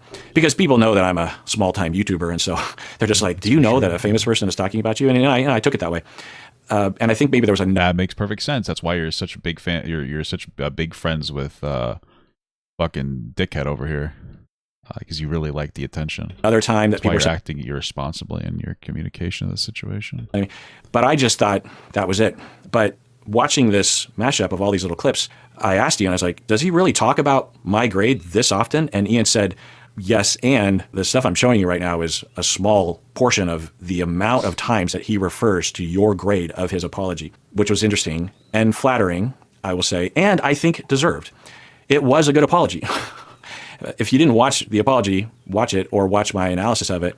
But it was I don't know. I very don't really respect you, so I don't really see a reason to look at anything. very long, very authentic in his way, very off the cuff, and very acknowledging of the harm. It was way beyond. And I would say that Ian was a close second, as evidenced by that graphic we saw in which he's the only B, right? I think that not only should someone be rewarded for a very rare thing, which is to, in my book, demonstrate very strongly a lot of the core components of an effective apology, but also I think that Ethan, as other content providers, like Ian himself, are What is this content provider? It reminds me of like Verizon, like a fucking internet service provider. almost never given positive feedback. And so anyone saying something positive, I would imagine, would be emotionally very important to him. You fucking don't. Is my perfect apology in this PowerPoint? Dude, I got a perfect 10 out of 10. This one is actually best apology, so. Ethan Klein, you guys, oh my God. Okay, so if you don't know, he reached out to me to participate in the Steamies from, was it last year or 2 years ago? I can't remember. And they wanted me to submit an award granting to him in the style of the Steamies. And so I gave them a couple options of videos and they showed it. And so that's what's happening here. Appreciate it. Psychology in Seattle would not be giving this a good rating. In fact, I look forward to him rating it. Probably get pretty low marks. And yeah, I didn't react to that apology video. I probably just didn't have the time. And I think that it's You have the time to react to that? What are you talking about? You had the time to sit down with Idubbbz for like 17 fucking hours, but you didn't have the time to. You didn't have the time to. Wait, but you didn't have the time to do the doctor. I feel like that's just weirdly not true. What? more than appropriate for Dr. Kirk Honda to fucking adjust his apology rating, because that's horse shit. So Kirk, this is your opportunity. Ethan has been flaunting this A everywhere. So I almost am glad. Wait, are we getting information that wasn't in the original shit cop video? Glad that it happened. Psychology in Seattle. Shout Yes, out. I'm just kidding. If you get an A+ apology, it's almost better. I'm glad I said what I said. Now, I suppose some people would accuse me of kowtowing to Ethan because I'm getting free publicity every time he talks about it, and if I were to rescind that, I would lose that opportunity. That has not occurred to me. Maybe it's in the back of my mind. That's possible. But I learned a long time ago that that kind of publicity, and even the publicity that I'm getting from being an Idubbbz content cop video, doesn't really translate into followership or money for me. I learned that. Yeah. Maybe I could see that, but the only reason I would see that is if I don't know, maybe after people watch you, they're like, oh, okay. Not necessarily. maybe it's just okay. Maybe it's just your content based on what I'm seeing. A long time ago, because when you cast a really wide net, you get a lot of different sorts of people, and very few of them would be interested in my kind of content. And in a way, if you want to be like silver lining, it's kind of good that it happened. Yeah, I don't know about that one, but Give this guy a fucking taste. Now we're getting... Bro, I love that like the majority of everything that we're seeing here is that Idubbbz does not understand what jokes are. That's what this is. Ethan going on about this. I talk about this type of joke all the time. It's the type of joke that's like funny at first, and then it gets really old and stupid, and then it gets funny again. That's the whole point of it. And like, that's what it is. That's the joke, that Ethan just keeps going on and on about it, because it's like, oh, it's getting tired, but he keeps doing it. And he commits to it. And it gets funny again. It's just silly, stupid shit.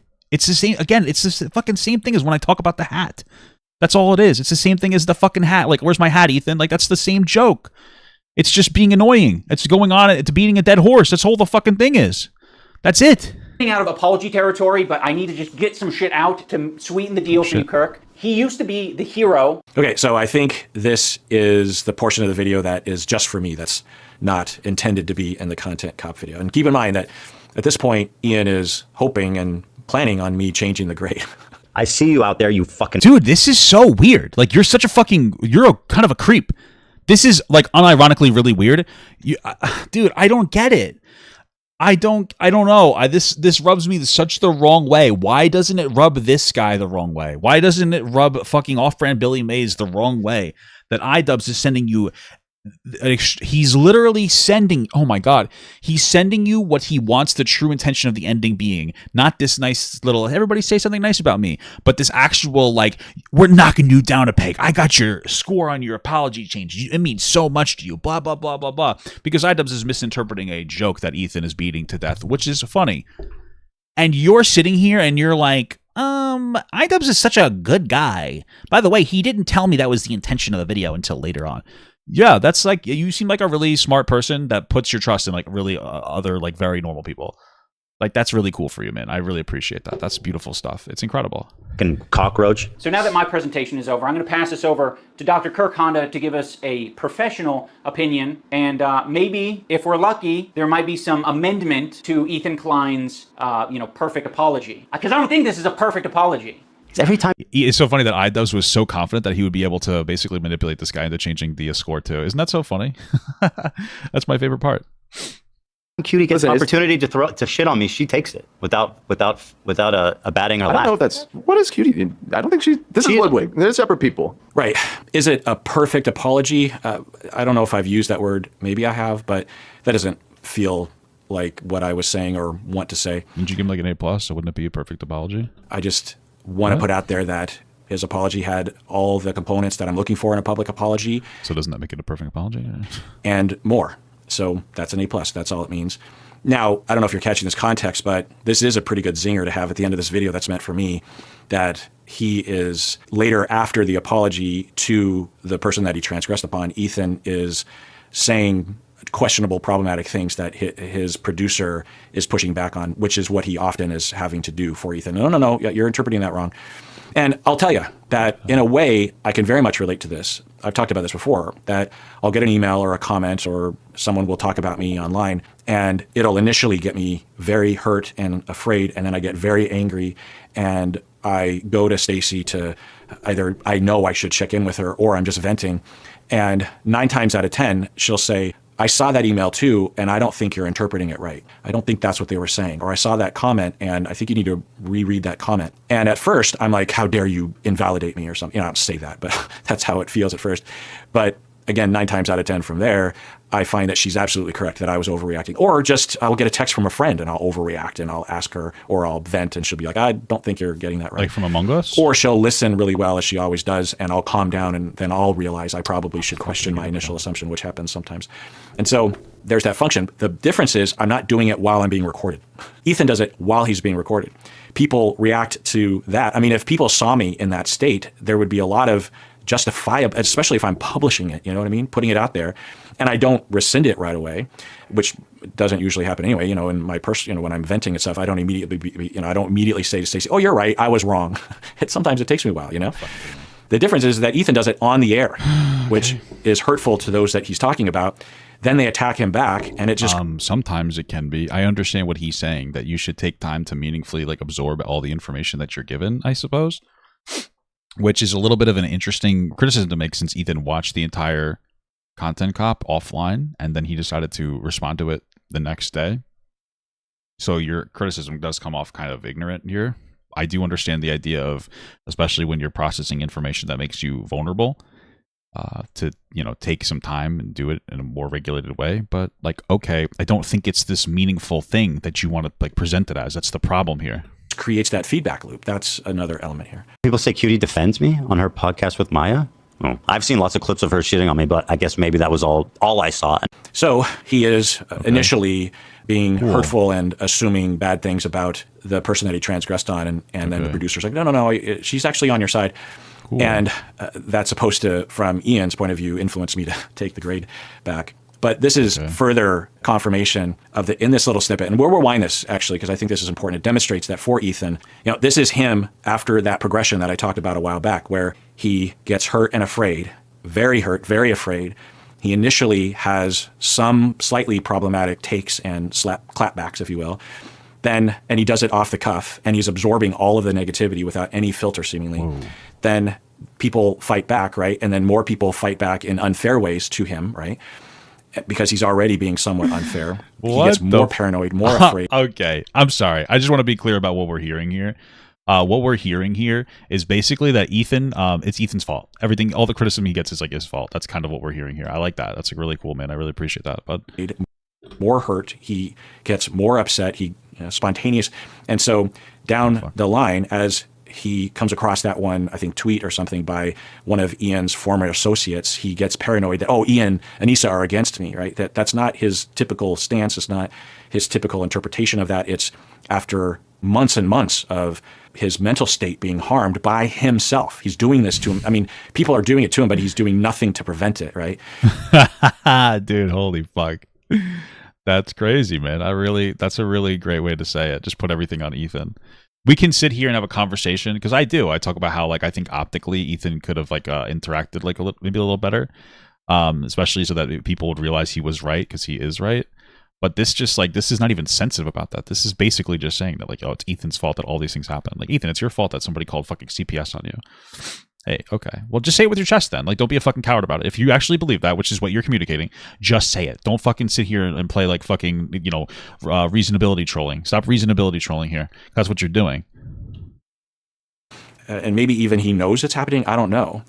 Maybe he knows this is good for ratings. You always have to come up with something to say. No, maybe he's saying this just for maybe he wants people to call CPS on him just for the money, bro. It's crazy. And I really feel bad. True, dude. So true, bro. Like Ethan, who don't have something like me, where I have a professional training aspect that I can always talk about, right? I'm so good with my feelings because I'm a pro, guys. I'm a fucking legitimate professional, dude, okay? You don't know shit. You're not a fucking pro like me. I'm going to batter you with my degree, bro. I'm a fucking good guy, by the way. Holy fuck. I'm a good empathy guy. I'm a great provide that guy. Only a small percentage of an audience like what he has are interested in it, but enough of an audience, I can share that information. Whereas if you're just a guy, people think is kind of funny and interesting, how do you come up with some fucking idiot that doesn't know how to regulate your emotions? You're literally just a stupid fuck, and you don't know what the fuck you're doing, and you're dumb as shit. This is what you're hearing. I'm saying it the normal way. I'm saying it the way that he's trying to be nice about it. I just have a degree and I know how to emotionally regulate better than you, because I'm just better than you. And you just don't get it, and you won't get it unless you have a conversation with me. Just like Ian sat down with me for 3 hours. Maybe we could record it and put it onto my fucking thing. I might be reaching a little bit with some of this, but I don't like this guy. I don't think he's a particularly good person. So something to say. How do you come up with content? You wake up in the morning and say, what do I have to offer? And so you'd end up just falling into this pattern of, what people are interested in is just me flying off the handle, So I think that might be another element. That doesn't release him from responsibility, of course, but I think it's another piece. Well, it kind of sounds like you were putting all the responsibility on him, so I don't know why you would even say that, to clarify. To the context. So let's rewatch this and keep in mind that there's a possibility, I don't know, it's just total speculation on my part, that his mental state has been affected. Do you think that it's a good thing for a professional psychologist to be speculating on the mental health of a person on a situation that you know nothing about? You don't think that's I don't understand how this guy's a professional. I don't understand how this guy's a professional and he's talking the way that he's talking. It's actually so stupid. He sounds, this makes him sound really really unprofessional. He doesn't seem to realize that. It's very strange, but okay. Affected in a way that any of us would be affected by if all of that negativity and hatred and attacking and a lot of it unfair, because we don't see all of the horribleness that, even if you pay attention, you don't see all the horribleness that he might be absorbing. And then he gets this little hint that maybe, I think her name's QT, the woman that was crying about the deepfake porn, and he was laughing, and then he apologized later. And he gets a little glimpse, and then he's so paranoid. He's such a quick, he's got a real itchy trigger finger. Goes after the producer. No, and then you can kind of see the gears turning in his mind. It's like, not only is this assumption not true, but the producer's saying, no, she's on your side. She's supporting you, and that in-group out-grouping is happening. It's a good thing that Ethan hires these people to give him like fact checks on his shit. Like, that's crazy. Good thing that they exist for that. Good stuff. Wow, it's almost like you discovered the dynamic of the show that you. Okay. And it's like, oh, she's out group. Wait, so she's in group, and you can see his brain trying to adjust that. Every time Cutie gets an opportunity to shit on me, she takes it without a batting or laugh. I don't know if that's what is Cutie. I don't think this is Ludwig. They're separate people. Oh, people say Cutie defends me on her podcast with Maya. Okay. I've seen lots of clips of her shitting on me, but I guess maybe that was all I saw, and not. I don't think it's that deep. I do this sometimes too. Sometimes I make a wrong assertion and people in the chat correct me, and then I listen to the chat and I read it aloud. We're ignoring the part where Ethan like makes up a supposedly wrong claim, and then he reads it aloud and he doesn't hide from it. He doesn't just ignore it in the chat and lie to people. But apparently this is just like a really, really big and important showing of Ethan's, broken character. Because that's what this is the communication of. That Ethan is like, he's not acting how this guy wants him to act, which means he's acting wrong. That's what he's decided. And this guy, again, I don't think is somebody who can, their interpretation can really be trusted when it comes to like, I don't know, most things. I don't know. I don't know. I don't understand. I don't know the kind of listen, I'm going to fucking say something. This is kind of a hot take so far from what I see. This is the type of person you go to when you're looking for a therapist to placate you. When you're looking for a therapist to basically explain why you're not truly the problem and to make you feel good about yourself, this is the therapist you go to. This doesn't seem like the type of therapist that you would go to for you to actually acknowledge something real about yourself and to go through hard, difficult times and problems and to like learn meaningful, reasonable boundaries. That's what it kind of means to me. This is how it's interpreting. Maybe this is a really good like therapist for a child. I'm not even kidding. Like maybe a child who like is in a very different realm where like they don't have adult responsibilities onto them and they are really just a complete creation of the world around them. We all are, but as you get older, you get more agency onto yourself and you have more autonomy over yourself and you become the primary individual that has to inherit your problems. And now these are your problems though, right? Like when you were a child, these problems are inherited. When you're an adult, you have inherited them fully and you are now that person. It's like me being overweight is because my mom didn't necessarily educate me on food, but like now that's my problem, right? Like so when I'm a child, it's her problem. It is now my problem. And this seems like a really good person to talk to children. That's not an insult. That's just like, is that what he does? Does he just talk to kids? Because if he talks to adults, I don't see them having anything other than a really nice like masturbation session, like a literal like I'm gonna jerk off in front of the doctor today and make myself feel really good about my problems because I don't really want to engage with like the true problems in my life and set like meaningful, reasonable boundaries. That maybe I'm wrong. I don't know. The whole thing. So that's the end of that video. But I don't know if you see what I'm seeing, but that's what I'm seeing. The way I described it earlier. Anissa and I have experienced like the same. I think the thing I appreciate about this video the most is that we're watching full clips of irrelevant shit that doesn't matter, but we're not watching the full clip of the stream where Ethan is upset that Idubbbz's wife's like really good friend is encouraging people to call CPS on him. Thank God we're not watching that one. That would be way, way, way, way out of line. Way out of line. It's crazy. Kind of level of harassment makes me feel like qualified to talk to him about it because So I don't know if you noticed that. What do I notice? Him quibbling his voice like a weak little bitch. On the verge of crying in that moment. Yeah, I don't. Oh, dude, I never could have noticed that. I'm not a fucking licensed psychologist. I don't know if you caught that, but he almost cried. Holy fuck! Thank God. I'm not even kidding. Thank God this guy's here to interpret like this really, really difficult information for us to process. Thanks, man. Thank you. Or it looked that way to me. Thanks. So just keep that in mind as we move forward here. But I think this could help to give Ian credibility in his content cop video. Because he cries? You think that crying gives you credibility? Okay. By the way, guys, if you ever had a toxic mother who would treat you like shit, maybe because your father left you and the mom was struggling, possibly. And they ever start crying after you're like, Mom, that was like really rude that you did this thing. And they're like, I guess you fucking hate me. She's lending credibility. She's lending credibility. Guys, you're a fucking idiot. I'm a psychologist. That just lends credibility to her argument. When she fucking cries, she's lending credibility. It's incredible. It's a beautiful thing, guys. Just keep that in mind. You're the mother that's really toxic and treats you like shit. I'm the fucking worst mother in the world, guys. Lending credibility. Keep that in mind, guys. That he was at first not wanting to make a content cop video. He wanted to reach out to Ethan and explain and to make up, right? Okay. So like Ethan was like, hey, this fucking Denims person is like signal boosting actual anti-Semitic pieces of shit that want to call CPS on me and lie about me mistreating my children. And I didn't want to pick up, and he didn't want to pick up the phone though. And so because he didn't pick up the phone, the next escalation step is to make an entire shitty content cop video about it. Not to maybe ignore the guy. No, we have to go to a content cop. The content cop, which by the way, exclusively exists to spite Ethan and to try to knock him down a peg. That wasn't trying to do something productive. The intention of that video was to end it with this guy rescinding his A+ score for an apology Ethan had to knock Ethan down a peg. This was a malicious content cop. Just to be clear, that's what it was. Have their work friendship, so to speak, reconciled at the very least, and maybe even to result in Ethan publicly rescinding some of the things that he was saying. Well, I don't think Ethan is willing to lash himself like a fucking coward. So I don't think that they would ever really been friends. Ian and Anissa, not just because Ian and Anissa care, and if you have a friend, even if it's kind of like a work friend, you don't want them to think wrong things about you that results in them hating you, but also because Ethan is talking shit online, which isn't, they already have enough haters and enough harassment and bullies. They don't. I disagree. Don't harass and bully the guys. That's mean.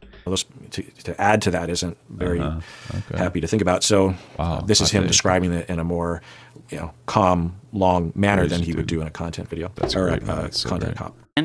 Makes me. Why not just show us the 29-minute conversation? Why are you filtering bits and pieces of it? I don't understand that. Feel. Oh, because you want to control the narrative on it. Okay. Like qualified to talk to him about it, because I feel super empathetic, specifically to to that feeling that everyone is an enemy. I had that feeling very much after my apology. There were loads of people who were. And I am just so happy. I'm sad. What's funny was it wasn't even necessarily the video that got like a bunch of people to be like an enemy to the guy. It was like the Sam Hyde thing was a big catalyst for when he tried to ambush Sam Hyde, but he got fucking bested. That was probably a bigger one that I think that Ethan has said broke him, which I think is a level of truth to that, Bad that Ian had to go through this, but this was part of the change. And this is the part of the change for everybody, me included. When we go through things or someone close to us is going through things, it gives us a better chance to really feel what it's like to go through that thing. Then when someone else is going through that thing, we have... Thank you for explaining empathy to me. I really appreciate that. I never could have interpreted that in my entire life. Like, what does empathy mean? What that mean? What that means? A much greater chance of having empathy for that person. Wow. And until that happens, it is hard to have empathy for someone else. Wait, is that empathy when you have an understanding of a situation and it gives you the ability to be able to understand that better? Like, what is that with empathy? Dude, I'm literally learning empathy right now. It's actually fucking bonkers. Not because we lack empathy, but because it Thank God is this guy's lost a on us licensed why someone is having the reaction that they're having. And Ethan, at least from my understanding, isn't crying on his podcast. He's not talking about the pain and the fear and the terror that he's going through. He's exhibiting the anger, and Ian sees that and understands what's beneath it. And initially was reaching out. So you're telling me he's not learning empathy. He's like fucking actually, he's realized empathy. He's fully learned empathy. This is crazy. Even though Ethan was publicly saying, is that why Ian felt bad for that trans person because he's actually trans? Like, that's not what it is. He learned empathy, and he's like, oh my God, I am trans. Here you go. You can take him. I'll take your last name. I'm sorry, trans people. I don't want you to get caught in the crossfire. I love you a lot. Okay. Horrible things and causing a lot of Ethan's fans to go after Ian and Anissa. What Ian initially... Why are they Ethan's fans? Ethan did the same fucking thing. Ethan, to an extent, Ethan overcorrected as well. There are moments of him doing the exact same fucking thing. What are you talking about? How is this like Ethan's fans going after him? I'm very confused about that. We just made that up in our fucking heads. Okay, cool, man. Like, nice story that you just came up with. What the fuck is he on about? Like, what? Ethan did the same thing. He overcorrected. That's what, in my opinion, why he was like made a whole fucking podcast with Hassan, like an actual piece of dog shit. He overcorrected. What the fuck are we talking about? What the fuck? Felt was empathy because he had felt he had been through that himself. And so that resulted in him seeing Ethan in a compassionate light at first. And so he reached out, gave him the benefit of the doubt, even though Ethan was giving Ian no reason to do that. I understand what it's like, guys. I used to be, I was never as popular as these guys, but I used to be a TikToker with like 2.5 million followers. I was verified. I got banned for going a little crazy. I probably fucking corrected. Got a little too liberal. I've always been a lefty. You know, I won't even say it's like a liberalness. It was more of like it was like too, I don't know, fucking like you're fucking afraid, like, like afraid of your audience is really what would manifest more, I guess, like, to some extent. I get it. Like I get it. Okay, cool. Like it's not that fucking deep. Like it's almost like a normal thing for a content creator to go through at this point. I'm just at least like a more edgy one. Publicly, the assumption was there because of a common humanity that's understood. Whoa. And so Ian, I believe him, and Anissa would talk about this too, that he, behind closed doors, you know, meaning not on the air, it wasn't like he tweeted, hey. Thank you for explaining to me what behind closed doors mean. I never would have understood that. Ethan, let's talk, as a public showing of I think that you actually learned that in like Psychology 101, what behind closed doors means. He texted him off air, if you will, okay. And Ethan still refused to talk with him. Wow. Right?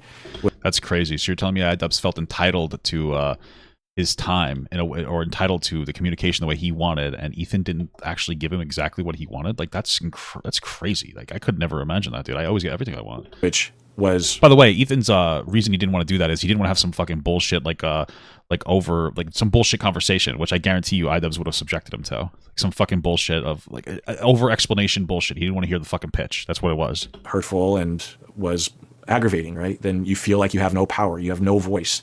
And then so Ian dusted off his content cop outfit and said, well, I do have access to a voice, and I'm going to use it since I have no other recourse here. Isn't this like so? This is just so weird. Like the fact that this guy is saying this is like incredibly terminally online, right? You're telling me that because Ethan did not take the phone call from Idubbbz when Ethan was like, "Listen, you're hanging out with somebody who is encouraging people to call CPS falsely on me." Idubbbz' only recourse was to make a content cop, and you said that out loud and confidently. And you don't feel stupid. That's insane. That is the definition of anger problems. We understand that, right? I'm somebody who has like anger issues. That's 0 to 100. That's what that is. That is toxic. If he wouldn't pick up the phone for Ian, what you do, the next escalation point is to just not talk to Ethan anymore.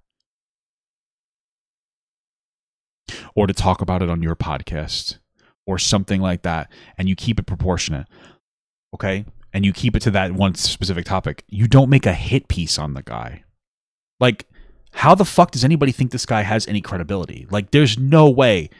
Either he is horrible at his job, or he is so close to Ian friendship-wise that he is unable to have a professional, objective conversation about this topic. This is preposterous. And make you feel like, you know, there's no winning. Well, I remember people reacting to your apology video were saying that you were grifting or something, that it was all a lie, and you were trying to trick the audience so that you could, I don't know what you'd be tricking the audience, because it wasn't necessarily a good career move, you know what I mean? No. No, it's been actually terrible for me in making money.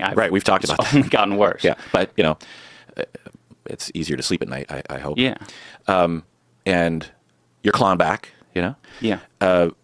Not really. But I like how this exposes that Idubbbz is frustrated. This shows to me that Idubbbz is frustrated that he's not getting the same views that he used to. So that's nice to admit. Okay. And then other people that can potentially explain some of the interesting way that you're interacting here. Or saying Anissa is pulling all the strings and you're pussy whipped or whatever. It's honestly insane to me because I am the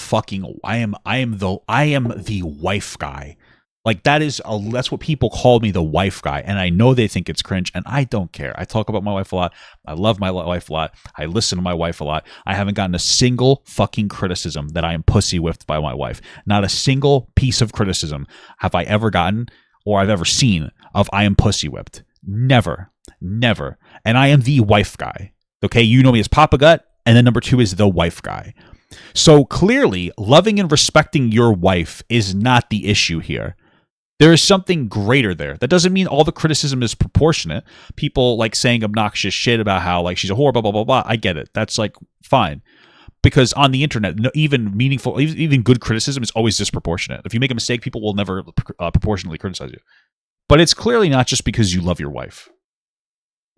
That's true. My wife is pretty fucking awesome. That is actually a good point, though. And it's just like, Not that I'm totally pussy whipped, but they're totally saying that I'm pussy whipped. yeah. I think it's kind of romantic to be a little pussy whip now and then, you know, a little mutual heterosexual pussy dick whip, you know, both ways. But Cool, guys. I like that sex. pussy dick whip reciprocation or mutual whipping became a theme throughout our 3-hour conversation and after. So I guess that's where it started.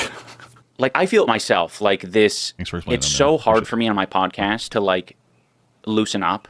It's incredibly hard. And to also then Why? Don't you loosen up when you get fucked by your wife in the ass with a fucking big dildo? make jokes and be funny. I talked about it in my apology. Like, I am so insecure about my ability to entertain. I think he feels I the can same, to understand be that. honest. I don't think he said as much, Ben. but I feel Dude, this is classic projection. Ian cannot fucking manage to come up with a joke now, so he thinks that Ethan is too insecure to make jokes anymore. This is projection, like 101 over here. What are you talking about? like, What? to me, it's pretty obvious by how often he like says crazy fucked up shit, and then also like looks to his producers and employees to be like, was that like a bad thing? Should I button that? Or I think that's part of the bit. like, no one's laughing. Like, what? You know, I love this. I actually love this a lot. Watching Ian have this performative conversation with this therapist is like very enlightening. Ian, listen, I'm gonna give you my unprofessional take. I think that Ian has a weird idolization and jealousy of Ethan. I think that they've gone through similar fields. They both had good content that was a little too edgy and it didn't age well. And they both did go down a path of overcorrection, I would say.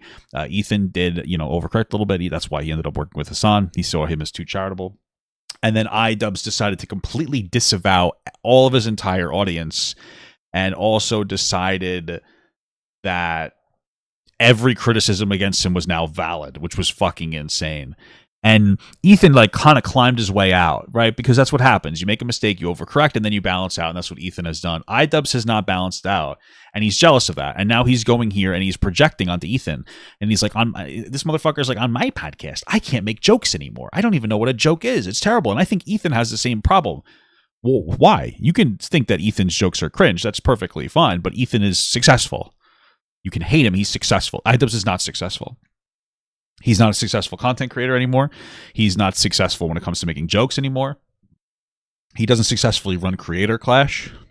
And I think he's jealous of that. And that's why in this video, we saw him go to this doctor guy with the intention of trying to knock Ethan down a peg by lowering his fucking apology grade.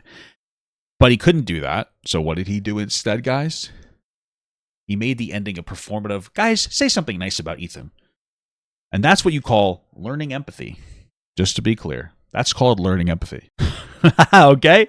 we're learning funny empathy. or not funny. So we're towards the ending of our 3-hour God. conversation. 3 hours. And Holy fuck. Thank God I at this didn't record. point, I've heard a lot of the background, and we've had a lot of back and forth. Anissa has also been a big part of the conversation. Wow. Why haven't we And seen her then? as he was Oh, approaching, is she just like cuck chaired, sitting in the corner, listening to what he's saying? You didn't say the right thing. his thesis or stating his thesis that he would eventually have in his content cop video, or at least an earlier version of it, I was both curious about what his conceptualization is as to why Ethan would refuse to change or not be self-reflective or to not changed. exhibit empathy. I was curious about that, but I also Why are you making the assumption that Ethan hasn't changed? That's so weird. Oh, right, because you're a fucking hack of a doctor. I forgot. My bad. My bad. My bust. I know why. was asking a question that I often will ask my students, actually, in that they'll talk about a client and they'll say, oh, this client, or maybe more commonly, I'll have a student or a trainee or a supervisee or a consultee who will be talking about a client's partner, right? So my student is saying, yeah, so I have this client and she's talking about her husband and about how much of a jerk face her husband is. And if it seems appropriate to ask or helpful to ask, I might ask a very similar question. Instead of just rolling past that the way we typically do, where we're just like, oh, that guy must be a jerk face. I ask my therapist, and it's their job to think about this, whether they have an answer for it or not, but it's incredibly important to have a conceptualization. So I'll ask a conceptualization question. Why do you think the husband does that? You don't have the husband as a client, but hearing through your client, the husband's behavior, what is your initial or what is your hypothesis as to why that would happen? Because if we just go with the typical human or societal response, then it's just writing the guy off as a jerk face, as evil or something, instead of doing the work. And it's hard. And without training, it's almost impossible. Lay people aren't trained in this way. Most therapists. Just so you guys know, he's talking about empathy training. I don't know if you guys knew that. I don't know if you guys are, since we're not therapists, we don't understand empathy or empathy training because we're not licensed therapists. So just something you got to keep in mind. I'm just trying to interpret for you, Are barely it's really difficult lingo, in this way. I would have to do a lot of work with students by the time they got to me, not to denigrate other professors, but there's just not enough time in graduate school, honestly. And so I asked him that question, like, okay, so you've laid out a very strong argument that Ethan has changed and that he is being more of a jerk face now than he was before. Jerk face, yeah. And more toxic, and there doesn't seem to be any guardrails. I don't think he's being more what? Okay. I think that this is all personal for Idubbbz. I think that Idubbbz is up. I don't know anything that happened behind the scenes, behind closed doors. That's a professional psychology term, just so you guys know. I don't know what happened behind closed doors, but I'm assuming that Idubbbz didn't get the response from Ethan about his change that he wanted to, and so this is where this whole obsession, that's what I'm going to call it, manifests here. That's what I think is happening. And you've laid out some of the details about that, the button, the yes men, the absorbing the snark subreddit, that kind of stuff. Why would he do that? What do you think the reason is? And so what that provoked in Ian, because he takes that question to heart, I'll give him credit for that for sure, is to find a pathway. And often a pathway is through looking to yourself as a pathway to empathy, really right? Good, so he, as we just saw, Ian's like, well, I can kind of relate because I've been there and I know what can happen to you and that insecurity. And I think maybe there's like some instances I'm being a little too mean. Because I don't know if you guys know this, my wife is a behavioral specialist for adults with intellectual and developmental disabilities. But all jokes aside, obviously my wife is mental health trained. She's a social worker. So she has a master's degree. And so I would obviously I live with my wife and we exchange things. So a little bit maybe more introspective conversations are a little bit more normal for us. And so I'm sure some people struggle with some of these concepts, right? I don't think that they're particularly deep, but I'm sure that some people struggle with these concepts. And so okay, got it. Wanted to point that out as an element of something. I didn't notice it at the time because I'm not conscious necessarily of that. Again, I'm actually curious as to what he would say, but I'm also always trying to promote the notion, even in my casual conversations, that there's a question there. We might not know the answer, but most people have a logical reason as to why they would be hurtful or harmful or even abusive. It doesn't justify it at all, but it explains it and gives us something to work on.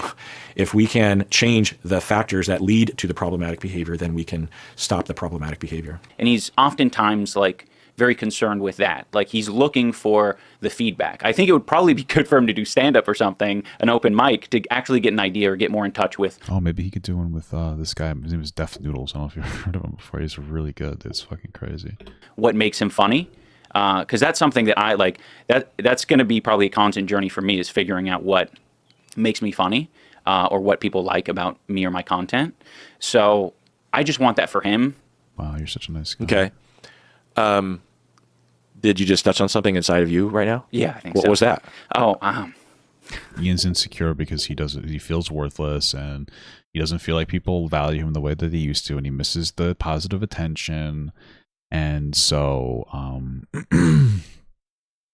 he's getting upset about it. And then part of it is this upset, the fact that he's upset that Ethan actually has these things and he doesn't understand why, because he's doing the right thing in his head. And so he doesn't really get it. And so now he has to figure out why Ethan's like bad or something. Like, okay, we get it. Cry for me, baby. Yeah, I've just seen...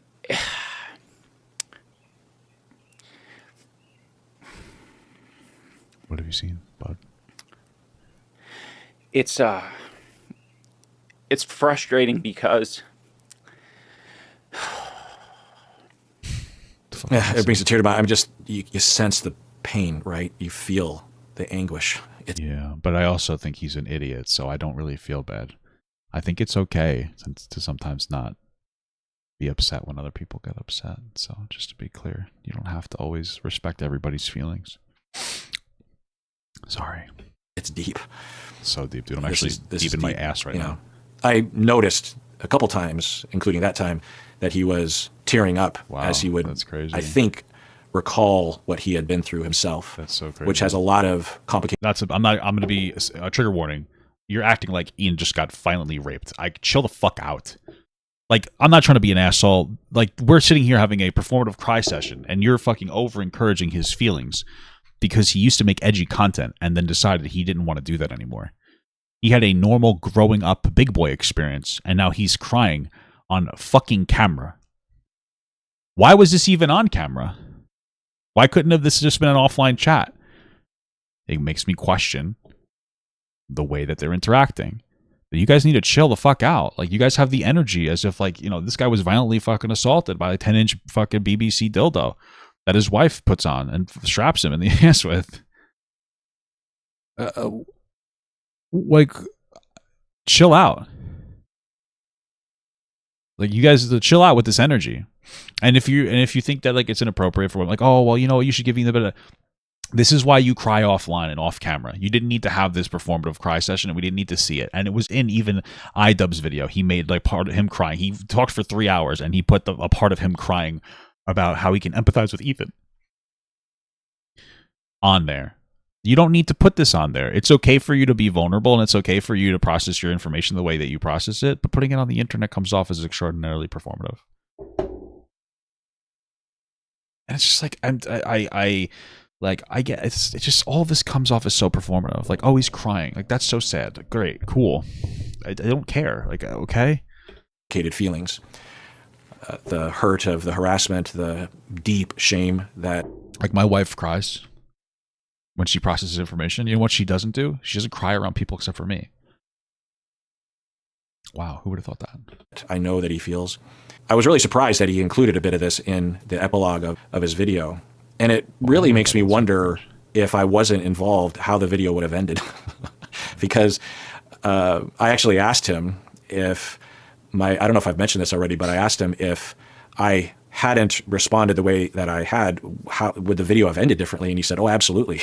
In fact, what did he say here? And again, he's cool with me saying all this stuff. I've asked him. Man. I was texting him saying, I had no idea how important I was to the ending of your content cop video. If I had known, I would have been more careful in the way that I refused to change my grade. And then Ian replied, I love that.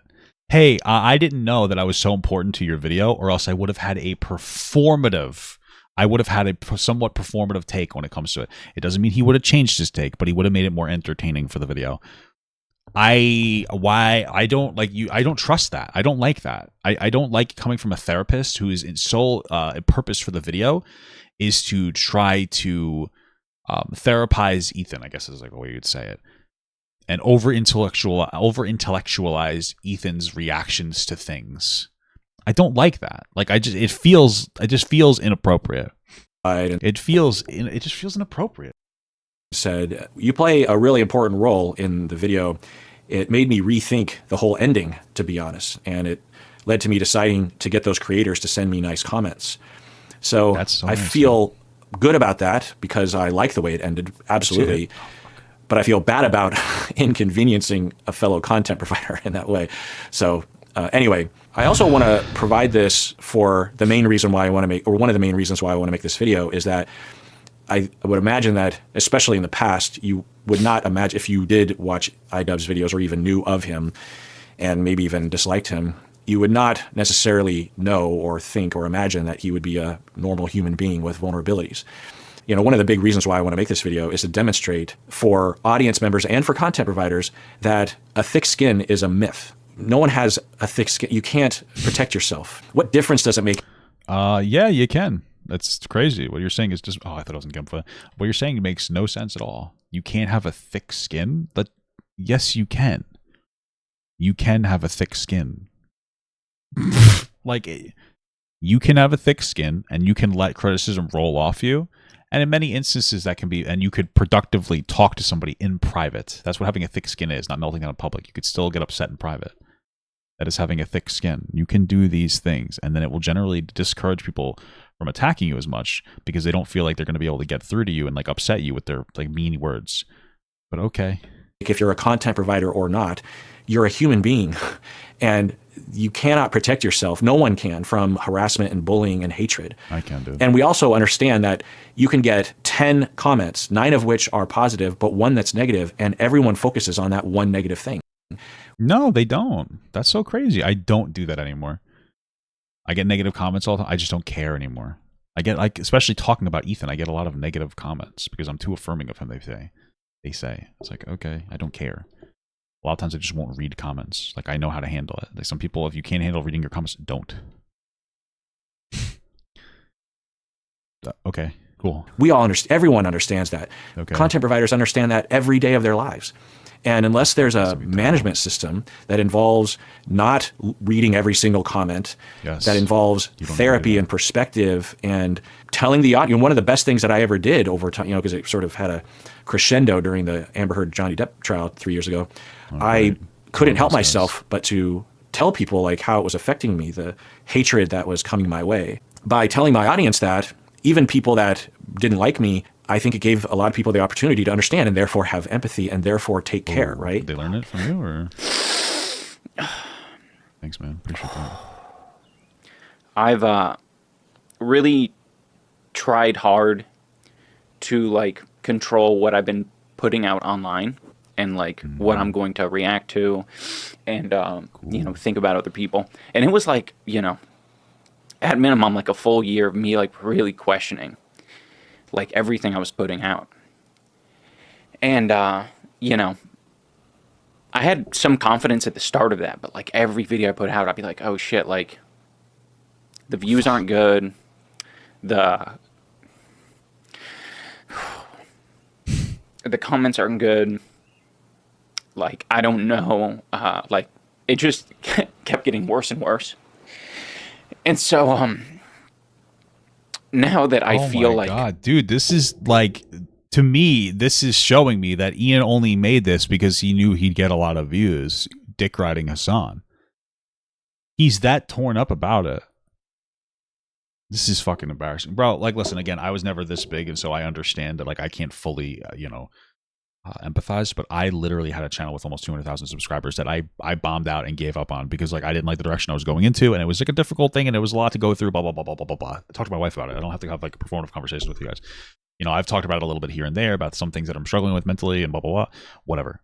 Okay. And then, like, but I kept pushing on. I kept pushing on. I kept pushing on. I kept going.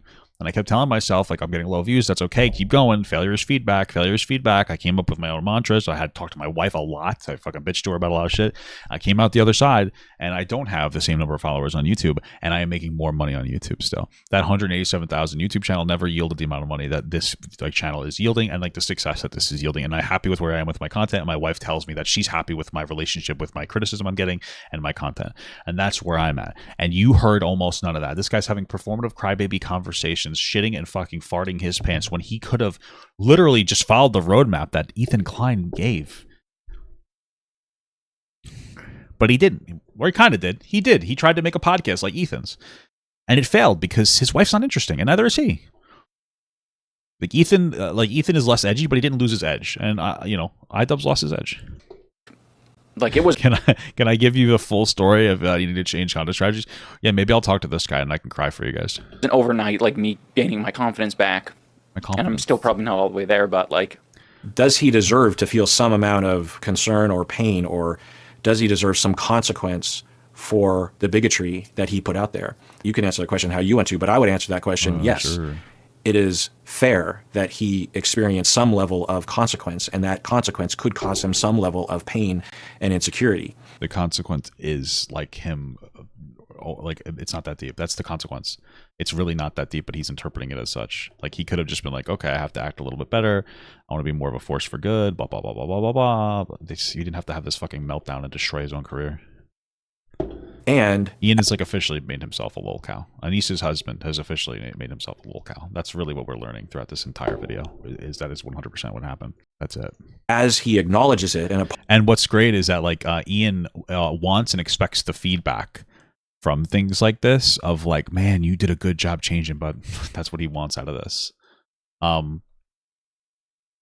Like that's absolutely what he would like out of this, but it's just not going to happen because even his new audience of like fucking, you know, like cry bully babies, they don't care.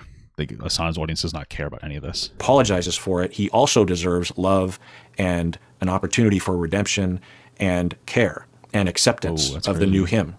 Both of those things can happen at the same time. People that are fans of Idubbbz, even when he apologized, would say, you don't have to apologize. Don't do that to yourself. Haters of him would say, he's just faking it. Or in this moment, they might say, no. And then the reasonable people are like, oh, this feels like you're feels like you're overreacting, like you're overcorrecting. That's what like most people, I think, well, not most people, but that's what more reasonable people would be.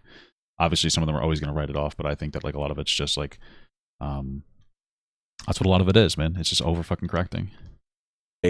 Well, you deserve it, motherfucker, whatever. Both are true, and both have to be true if we're going to make the world a better place. If people are going to be invited to change and welcomed to change and attracted to change, then we have to have the approach of both. There are consequences and there is a path to redemption. And if you take that path, we will absolutely be there for you. I feel like I have a much clearer idea because I didn't take like an easy route, or I didn't like fight back, or, you know, when I say easy route, I basically mean to say that I didn't go for the drama or the things that I know would get like views or attention. Mm-hmm. Because I am familiar with like Ethan did. He's writing off Ethan here. Idubbbz has decided to create his entire strategy around Ethan and being like just some kind of comparison to Ethan. That's the most toxic thing.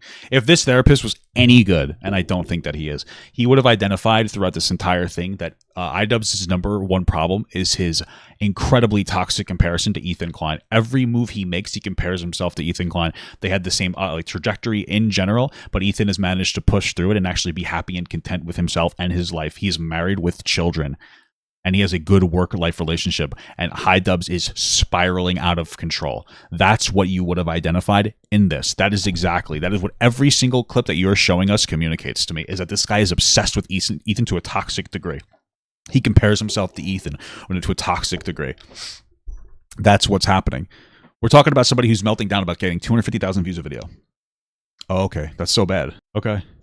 But I know that it's just going to lead me to the same kind of place. Which was what? Which is being unhappy and regretful. Yeah. Regretting what? Hurting people. Just we get there fast, making like content that like didn't align with like my beliefs or principles. So there it is, right? There's what is. People can do bad things. There it is, right? Very problematic things. What is that? Hurtful things. Post it on the internet and do it over the span of months and years and still be a good person. And that's crazy, man. How can that be? It happens all the time. Ethan, I assume the same thing is happening, but on a much larger scale or a current scale or a worse version of it because of the factors that we've been talking about, the landscape of his family, CPS, the way that Ethan makes content, the way that he absorbs comments and subreddits and stuff. The button, as Ian has been pointing out, it can be even worse. And if we have consequences and we criticize, but welcome and invite and tell them there is a way out, there's an escape, and I believe in you, then we see change. Wow, that's so beautiful, dude. We can see so much like positive change if we just admit of having problems we don't have. A beautiful thing, dude. A beautiful thing. So I don't need to say this, I don't think, but I hope that this helps to provide some understanding of what people go through, content providers. Not really. I mean, I already am a content creator, so I guess that's a lesson in empathy is not going to work, and I've had a similar trajectory to both of them, even though I've never been as big as them. So maybe that's where my callousness comes from. But I don't think that any of this was productive. I think that it was a masturbation session. I think it was a moral masturbation session that meant to exist to make Ian feel better about himself so that he could feel like he's getting good boy points for changing. And that's what you should do. You should change. I'm a good boy. I changed. I'm a good boy. I'm such a good boy. I'm a really good boy. I changed. I'm a good boy, guys. Please acknowledge that I'm a good boy. Even other sorts of public figures act. I hope this helped you empathize with Verizon Wireless, the internet content provider.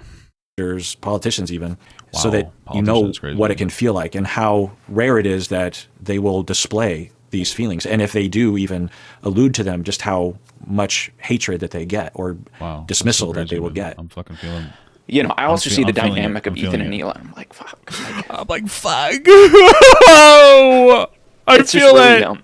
It's just poop. really hard It's so hard. to be It's so hard. Motherfucker. a couple online and It's see so people hard attacking to be your a couple partner, and it's online. like, okay, like if you come to their defense, that doesn't always help them. It doesn't always right? help them. Sometimes It's that so makes it much worse she's for getting them. attacked. I just ignore it. I don't do anything to help her. And that's what it's like to be a real man that takes his wife's last name. Sorry, I'm being a little toxic here. You're a coward. Shut the fuck up.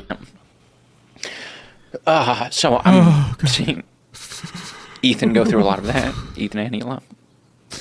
And I see him go through it. yeah, I just wish that they could understand that as I project my feelings onto them about how insecure they are,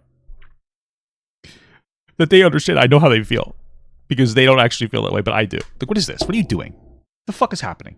it just I really relate heavily to the harassment that they're getting. That's and, crazy, bro. You're making I me see them fart, kind of yeah. like, turn away from friends, lean more into money, get a lot more like flippant and a lot more like aggressive toward people, and I'm just Oh, wait, I'm so sorry. What did this stupid asshole motherfucker just say? I really relate heavily to the harassment that they're getting, and I see them kind of like, turn away from friends, lean more into money, get a lot more like flippant and a lot more like aggressive toward people, and I'm just like, fuck, that is... So, Don't cut that off. That is what? That is Idubbbz projecting onto them because he just took money to have a viral video from Hassan. That's what that is, motherfucker. That's what it is. major reason as to why he made the content cop video, I think, was because he's trying to help in his way. No, you're a fucking idiot. This guy's an idiot. I'm so sorry. How the fuck does this guy is a fucking moron. Dude, there's no way. This is idiot bullshit. You literally acknowledge that Idubbbz came to you to use your fucking authority as a psychologist so that and to knock him down a peg by changing his grade. And when that fell through, he changed the ending of his fucking video to something else. And you're telling me you think that he made the video to try to help Ethan? Go and fuck yourself. Fuck this guy. This guy's a fucking loser. This whole video has been unprofessional vomiting out of the mouth. Holy shit. This is pathetic. Get the fuck out of here. This is the same thing as every girl I've met that worked at the crystal store that took a Psych 101 class and felt that they knew everything about everything. Okay? You're either completely just... I mean, I don't know. You're either... You either got your degree from a fucking garbage can or you are too close to Idubbbz to be able to actually have a meaningful, like, positive, intelligent opinion on this. I don't know what to tell you. I don't know if I don't know what to tell it you, will but- help. One could argue if it was really trying to help, it would have been less negative, so to speak, towards Ethan. But then one could argue maybe you have to be that pointed in your critique for it to break through and to get... Oh, okay. So when Idubbbz is pointed in his critique, that might just be what Ethan needs. But when Ethan is upset that his wife is friends with a woman who pushes the idea that they need CPS called on their children for eating shit, that's just him having a crazy old poopy festival. What are you talking about, dude? You don't make any sense from point to point. You have no consistency on anything that you say. It's insane. This is wild. Any sort of views and attention, that kind of... I don't know. But I think it's convincing that he cares about the two of them, Ethan and... I don't. It is not. It's not convincing. The fact that you have to say you think it's convincing is fucking pathetic. That's crazy. ultimately going to like solve it for you. You could see, so that's that Y in the road. Yeah. You took the healing, touching grass or touching marriage route away from the internet toward stability and Ethan didn't do that. Apparently, he didn't get married and have kids and love. Yeah. Whereas he's taking the other path, which is to go on the offense and to maybe convince himself that he's right and everyone else is wrong. And that's crazy. So the opposite of staying offline and getting married is going online, getting married, and having 3 kids, I think it was, and not sending a fat guy a hat. That's crazy. I would never have thought that those 2 things were opposites. Do you realize you guys sound stupid? They sound like they have a solution that they're trying to work us towards. They're not trying to work towards what the actual thing that's happening. They're trying to get us work towards what they've decided has happened. Good job, guys. Hey, keep it up. Great job. And he doesn't care. You know, you can imagine he doesn't care. That defensive. Just I don't give a shit. What I don't give a frick. You absolutely I'm a cool do care guy. what people think. He's a real freaking jerk. A jerk and you allowed face. yourself to feel that feeling. And you're just like a better person than him, basically. Basically, Ian, you're just like a better guy than him. Yeah, basically, because I'm willing to cry in front of doctors. I'm a cool guy. Crazy, that's cool. But you could see how you could harden, and toughen up. Totally. Yeah, it's been very tempting, you know? Yeah. Like, if I had the button like he has, I'd fucking hit it all the time. Yeah. So why don't you just get the button, dude? I don't understand. What is this? I don't understand what this is. What is his fucking obsession with this button, dude? He's obsessed with this button. Like, right? Like, it's not just me. This motherfucker's obsessed with the button. The button is like this thing. There's a lot of energy that this button possesses over Idubbbz, and I don't understand it. All that we'll watch.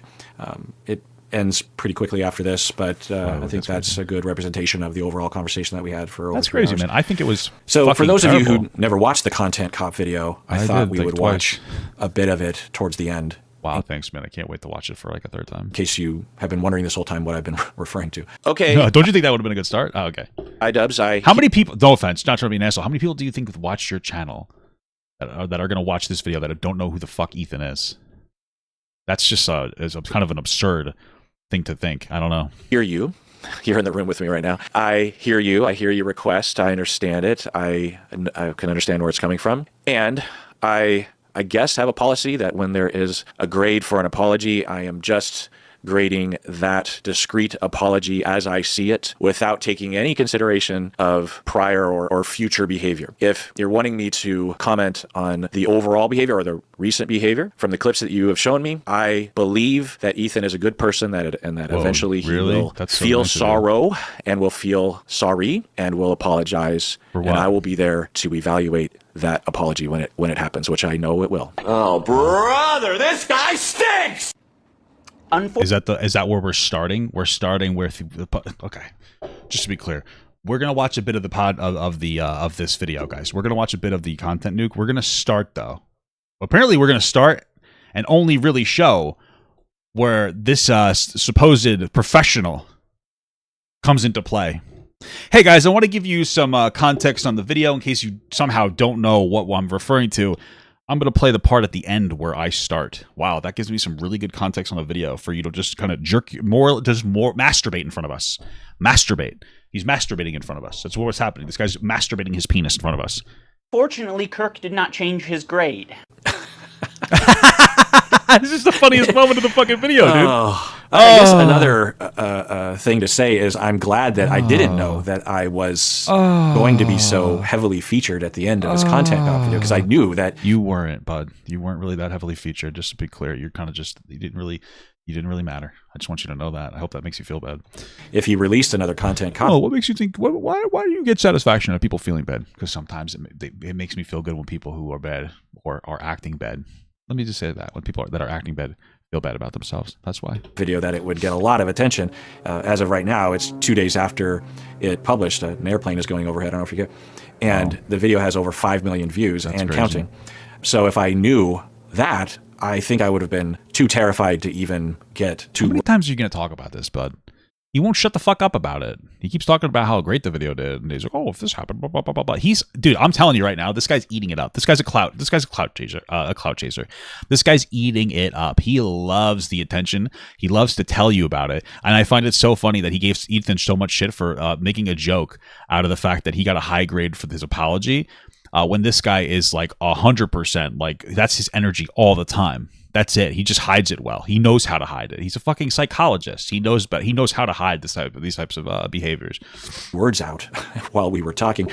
So I guess it's a blessing in disguise. But anyway, when I watched this video yesterday, I was like, oh, sorry. I mean, I stand by that, but sorry. So that's genuine. This reaction here, he's just like, so he refused to change. Blessing in disguise. But anyway, when I watched this video yesterday, I was like, oh, sorry. I mean, I stand by that, but sorry. So that's... What are you sorry for? I'm not understanding. It's genuine. This reaction here, he's just like, so he refused to change. And I heard from him that, yeah, I had to rewrite the ending because of that. That's cool, man. Sorry. Thanks. But that's wow, okay. You're so important that he had to do that, dude. Like, that's so cool of you. You had to make him rewrite the whole ending. You're so powerful. That you're such a cool guy, dude. Okay, because this is the internet, anyone can have their own official apology rating system. So I'm going to rate Ethan's apology a B-. That's just based on my own feelings and my own rubric. Well, that's obviously based on the fact that he got a B- on his, right? Psychology in Seattle was watching these video clips of Ethan. He said that it looks like Ethan could just use a hug. Now, of course, it kind of pisses me off to hear that shit because I'm like... Because I want to punch him. I want to punch the guy. Like, what are we doing? What are we saying? He needs a hug? No. I bet all this violent rage that Ian has comes from the fact that like a bunch of guys jerk off to her online, and it makes him upset because he wants to covet his wife, which I like to too. Like, my wife's my possession, just like my wife is my possession, or just like I'm my wife's possession. So I think that maybe his downward spiral into irrelevancy is almost intentional. So he's not popular enough to drive more people to jerk off to her shit. So maybe that's what it is. He doesn't need a hug. He needs a good fucking ass whooping is what he needs. I think something that's very important to me in bringing back Content Cop is to be fair. No, I think that was something that was not illustrated in previous Content Cops that I think should have been, and probably wouldn't have left me with so much regret. Ethan deserves all of the criticism that he's getting. I think it's very valid. But I also think, at the end of the day, we should acknowledge that he's human, because he is human. Wow, crazy. And he is in a situation that's making him extremely scared, paranoid, defensive, sensitive, and I'm sure other features and feelings. Yeah, these are all projections. In the spirit of Kirk... I love this. I love it. I love it. What do you the love? video is still very pointed and very critical. Jesus. But to have, I'm having chills to have this epilogue or this ending or the climax of the video, to have it have this tone while still staying true to his voice. It's a new voice-ish, but it's still him. It's authentic. It's real. It's just... I'm sure this is like real, but like it's wrong. He's an idiot and he doesn't know what he's talking about. He's projected himself onto Ethan, and you've decided to encourage the delusion that he has about that. So good job, bud. Music to my ears, and could be the dawn of a new age on YouTube. And if there's something that this is guy's really full of himself. You think you're gonna have like a profound impact on YouTube? What are you talking about? Going to get across, that's going to be convincing and inviting and welcoming while still being critical and still having consequences for Ethan, this is the approach, in my opinion. We'll see what happens. Sensitive, and I'm sure other features and feelings. In the spirit of Kirk saying that it looks like Ethan could just use a hug, I have challenged some of his most powerful haters to put down the haterade and just say something nice and charitable about him, because I think he deserves it. I just wanted to say that I respect that you are genuinely yourself on the internet. I think a lot of other we love this part, guys. We love the performative fucking we love this performative game that's happening. It's my favorite part. My favorite part.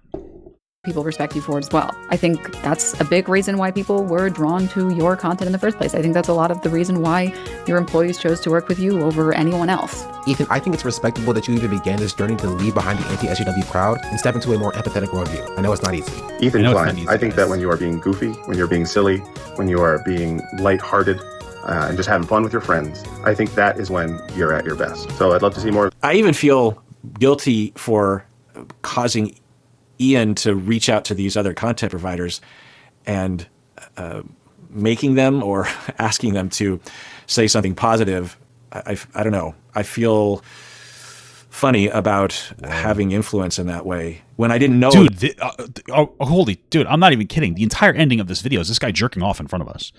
Shut the fuck up. Oh my, like the entire last like 20 minutes of this video is this guy constantly talking about how much impactful influence he had on Idubbbz video. Oh, it's so good. Oh my God, this is so good. Oh, holy fuck. Jesus Christ. that would happen. You know what I mean? I don't want to be inconvenient to anyone. I don't want to be inconvenient to anybody. So as I said at some point earlier in this video, I said I was going to end the video with someone attacking me because I was involved in the content cop video. And I'm not going to show their username or anything, but I wanted to. You're going to show us a random comment with 5 likes on it or something? Oh, okay. Cool, man. To show what love can do. And Look, how if we all participate in that, then we can all make the world a better place. Not only just a happy rainbow unicorn place, but a meaningfully better place for us and our kids and our grandkids in the world. I don't say that lightly. I'm not the one who invented this idea. It's not even originated from our era. This has been around for centuries. I hate this guy so much. So take that. But cool, as an example, I knew that being in the content video would result in me being attacked because I know the internet. Attacked? You got 1 mean comment. Cool. I didn't know if it would be Ian's fans or Ethan's fans or people that hate both of them, or I don't know. Or just sometimes I realize that just being noticeable on the internet just attracts people that have issues, disturbed individuals, or people that are deeply, deeply unhappy and use bullying as a way to just get a little inkling of happiness or distraction from their own extremely miserable lives. But anyway, so I'm not going to dox this. This guy is such a loser because what he's doing right now is he's really butthurt by this comment, whatever the fuck it is. Stay in your lane and stop internet diagnosing people hack. By the way, great criticism. But he wants this guy to know that he's better than him. And so he ended up at the end of this video where he's like, I had so much impact on this video. He's sitting here and talking about how that guy is just a loser. We have to show love to everybody, but this guy that criticized me is just a loser with so much going on, and he's a fucking loser, and he's just a loser. And that's what this is. This is what this guy is. This is what this guy does. He's a concern trolling. That's pretty much what he is. That's all he's doing. He's just concern trolling, and he's pretending that he's like the super nice guy. That's it. That's the whole thing that's been. Just to be clear. Person on our show their username or anything, but this person DM'd me. I received a number of things like this, but he said, stay in your lane and stop internet diagnosing people hack. One, I'm not a huge fan of people not using punctuation. There should be a comma there. Just stop internet diagnosing people, comma, hack. Yeah, you got him, dude. You're really showing a lot of love. You're really showing a lot of love here. I love it. Love it so much. But anyway, so stay in your lane and stop internet diagnosing people hack. So I was a little confused because in the content cop video, there's nothing approximating me diagnosing anyone, right? Listen, yeah, I think that, I don't know about the clinical term for diagnosing, but there is something that would be approximating diagnosing in more, I guess you would say like maybe layman's terms or something. Like when you're sitting here and you're literally saying that like you were giving us so many prescriptions of Ethan Klein based off of what Idubbbz is saying. Okay, I don't know what the official, what it would be to diagnose somebody in a more official capacity, but if I had to, from a layman's perspective, yes, it does seem like you are approximating a diagnosis on Ethan Klein. That's what it seems like. That's what it feels like. So I was wondering, is this just a random hater? But it had the feel and it had the immediacy of someone that had watched the video. But regardless, there's various different ways that I'll respond to this. Usually I won't respond at all, but one of the responses that I will have to things like this is just to ask a question. Don't get wordy. Just say, oh, tell me. And so I asked, who did I diagnose? That's That was your big own? Obviously he's referring to Ethan Klein. all I asked. And given the screenshot that I took, it's actually hard for me to show both sides of the conversation. So you're just going to have to trust me that that's what I said. You're so above everybody on the internet, the way that you're acting, but you have fucking performative, you have conversations, not performative, you have conversations with like randoms on the internet, like in what? So who did I diagnose? Partly as a hope that what happens a lot of times that I find is that when a troll or someone who's hating you online, someone that's being really unreasonable, if you just acknowledge that they exist and show up as a human being, they will immediately soften. Wow, that's next level psychology, guys. Not only because they're not that way in their real life, but also because they're desperate for contact. I have the benefit of growing up as a child as a very They're desperate for contact. Everybody who makes a comment. This video is really pathetic and embarrassing for this guy, because you get to see like the way that he decides to interpret like noise on the internet from people, and he interprets it in such an angry way, which is fine. But he sits here and pretends that he's preaching love. But then every negative hate comment he gets is a troll that hates themselves and their life sucks. And so I'm just going to give them some attention, and that's going to change them. I'm going to change. That's what he's doing. He's like, I'm lucky to have grown up with the love of my parents. And these guys obviously didn't have it because they're leaving hate comments. And it's like, wow, for the guy who, professes to express love constantly when it comes to your interaction with the world, you sure are like really, really hateful. It's really interesting. very large kid. I was gargantuan compared to a lot of my classmates, wow. particularly. That's great. Can you jerk yourself off in front of us more? Like, we love it when you sit here and talk about how much influence and how cool you were. Like, oh, this is great. In the tween years, when I hit puberty early. Great. I was often mistaken for an adult when I was like 12 years old, that kind of thing. Wow. How tall is this guy now? Because yeah, me too. Who cares? I would get to the point. Anyway, so I would occasionally get bullied. Sometimes racism would happen. That's a funny way to put it. Racism? Are you serious? Yeah, I grew up in a primarily almost completely white community, and I was regularly called, all the... That's crazy. I'm going to have to cut that out of the video. Incredible. Things and attacked and violently sometimes. But because I was large, I was never really that afraid, and I could defend myself. And I'll never forget that there was this one bully in junior high that was bullying me in the locker room, actually, after PE. And he was just pestering me with these insults and just, coming after me. I can see why based on this video. So. And no one else was doing anything. And I was ignoring him at first, and then I would try to fire back, but he was better at it than I was, I think. And then eventually so I just... stupid kid, is that what you're telling me? Kind of lost my temper, and I just grabbed him by the collar and lifted him up and slammed him against the lockers. And I understand the feeling, but that's not a good interaction. Okay. He immediately apologized and was nice to me almost forever after that, I think. And he was always a bit of a dick all the time. But after that, he was not only just afraid of me, I guess, but I think it was weird that I've since understood this, that he was lonely. No one was acknowledging him because he was... I hate these little, these subtle laughs that he gives us after, every small point he makes. It drives me up a fucking wall. Is an outcast. I had friends. He did not. Wow. And in the locker room, it can be particularly noticeable, I think. Holy fuck, dude. This is just an excuse for him to tell the story about how he beat somebody up when he was 13 years old. That's really cool, bro. Good job. He just had an outburst, and he was looking for attention, and he couldn't get it, so he tried to get negative attention. And I gave him that negative attention, and it satisfied him. I acknowledged he was there. I showed him that he mattered in the world, that he has an effect on the world. Sometimes you'll take... Or maybe, you just had an interaction with a bully and you stood your ground, and then they stopped fucking with you. But you know what? You keep doing you, man. Anything. Even if it's negative attention, even if it's literally me throttling him and putting him in a... I wouldn't doubt that there's a chance that this guy actually potentially watches what I make and then potentially responds to me, only because he has a lot of followers but he doesn't get a lot of views, and because you could tell he loves watching himself. He loves watching his own content.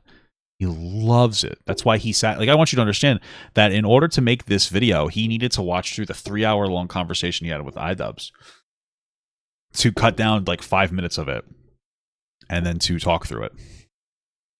Wouldn't doubt it. Powerless position where I could hurt him very badly, and that feels like it gets some need met because so little of your needs are being met.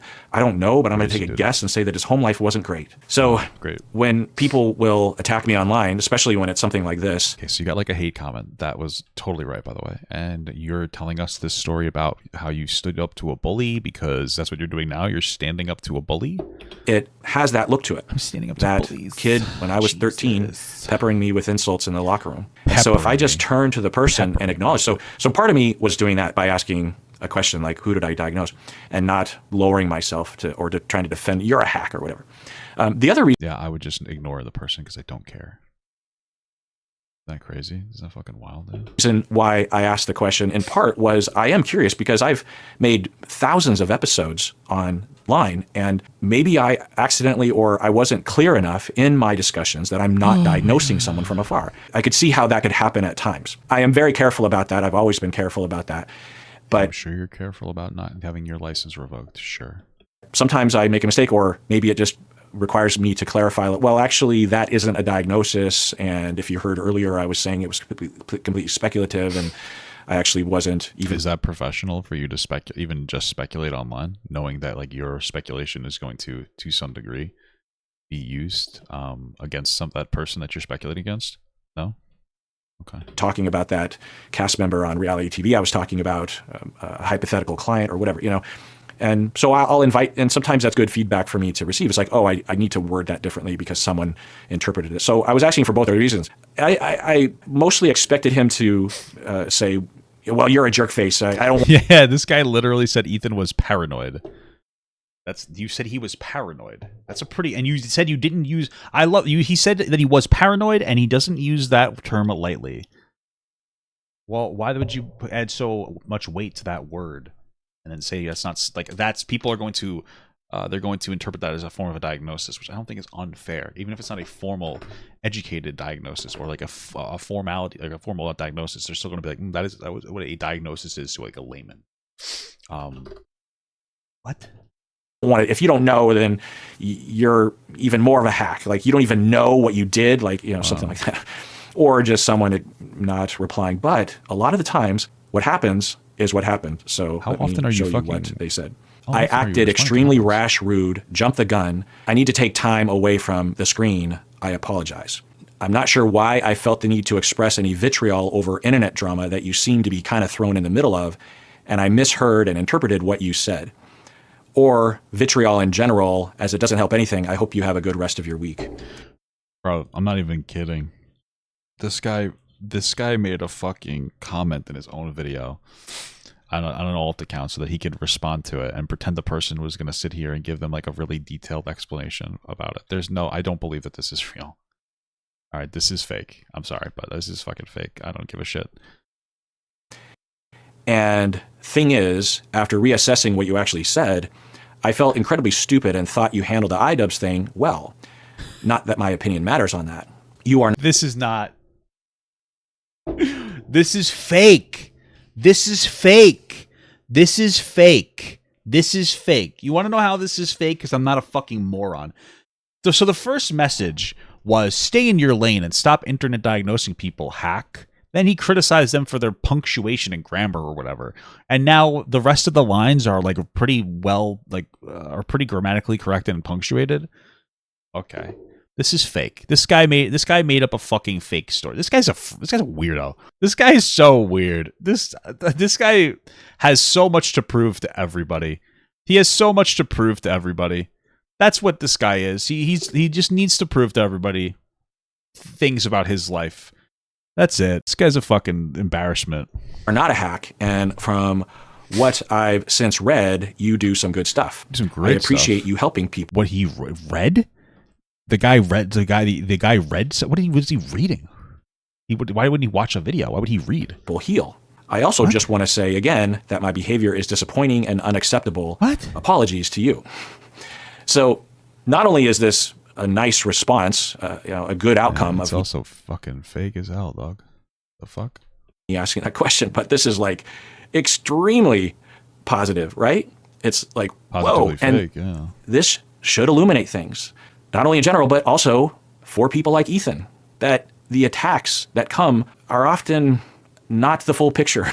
If you give people a chance and you believe in them and you treat them like you believe in them and you don't participate in the fear and hatred feedback cycle, then goodness can happen not only just in the world, but to me. I did the thing that I talked about by not lowering myself, by believing in someone.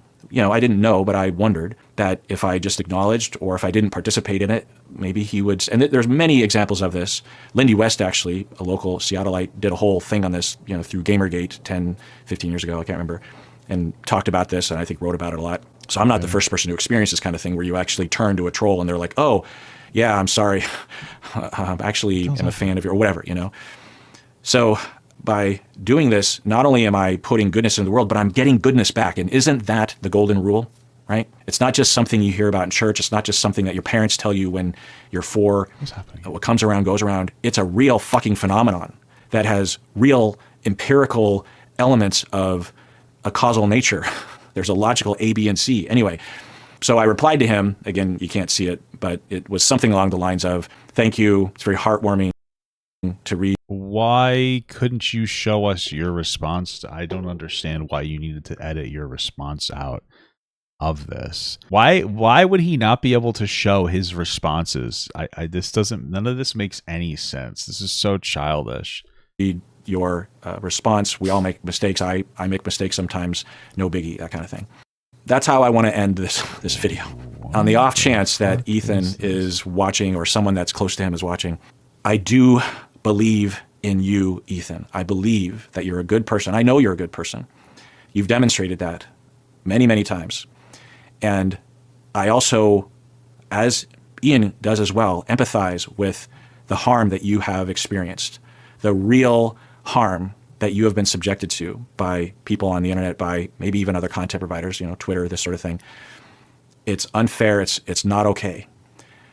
I also will say that there are lifestyles regarding content provision that protects you so that you can live another day to make content. You're not sticking your head in the sand. You're not ignoring the criticism. You're not putting up an ivory tower or something. But who the fuck is this guy?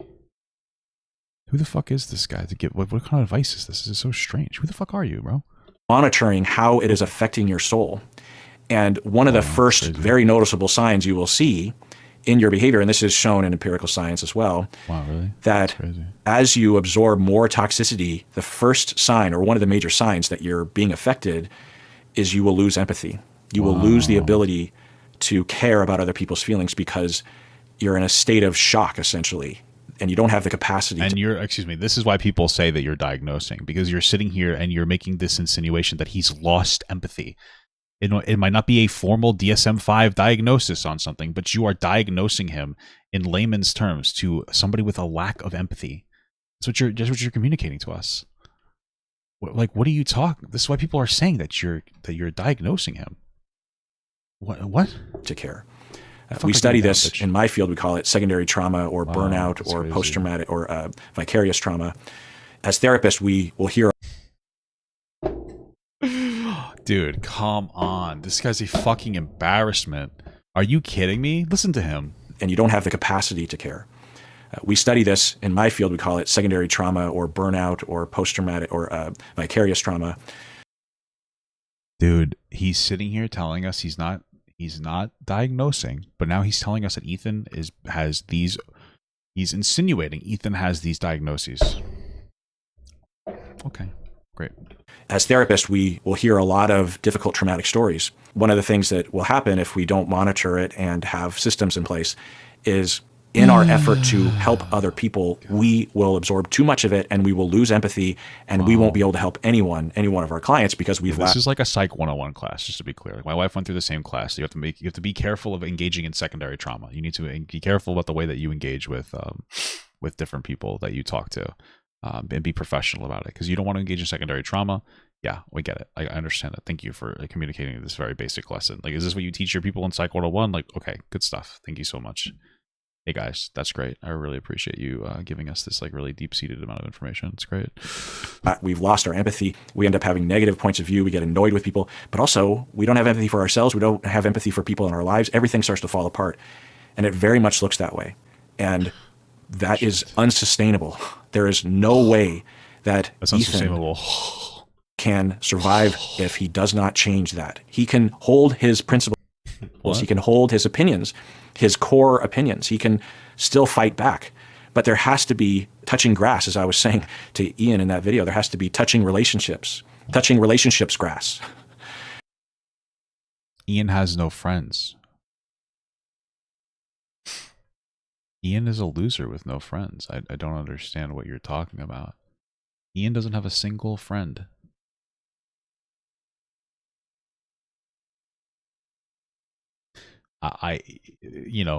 Ethan, he has coworkers, but they are also doubling as friends. He has a wife. He has kids.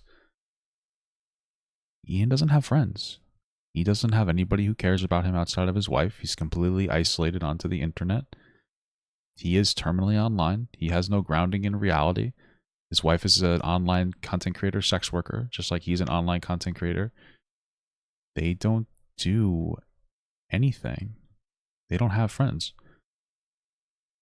What are you talking about? What are you saying? What the fuck? There has to be a vacation from it. And there has to be a system to... I would say that Ian is like the healthiest that he's really... Or excuse me, like Ethan is like relatively, I would say pretty healthy. Like emotionally. He might be petty, but he's fairly emotionally healthy when it comes to this shit. I wouldn't... I'm not diagnosing. I'm not diagnosing. I'll take Ethan's fucking coughing over this guy any day of the goddamn week. But like I'd say Ethan's like pretty solid. Like he seems to be pretty solid, pretty grounded. So protect you from absorbing too much of the negativity. No one can handle that. Even the great Ethan Klein cannot handle that. No one can. The great Ethan Klein. Now we're playing to his ego. That's what this guy thinks. He's like, I'm playing to his ego. If I call him the great Ethan Klein, he'll be like, wow, I'm really going to receive this information so well because you're calling me great and I'm so egotistical. At least not good for you and your marriage and your health, but it could be Hey guys, I'm not diagnosing. By the way you're acting, not good for your marriage. Go fuck yourself, Ethan. Bad for the world. It could be bad for your fans. It could be bad for your content. It could be bad for your friends, like what happened to Ian and Nisa. And I'm guessing many, many others around Ethan have also began to suffer because of what's been happening. So that's what I want to say. And everyone out there, please take care of yourself because you deserve it. Spread the love. Spread the empathy. Oh, you know what? I'm not going to take care of myself just to spite you, okay? That's what I'm going to do. Because we all deserve it. We really, really do. Spread your cheeks. That's what I tell my wife. Spread your cheeks, bitch. Holy shit, look at this big guy. Yeah, so that video is fucking terrible. Goodbye.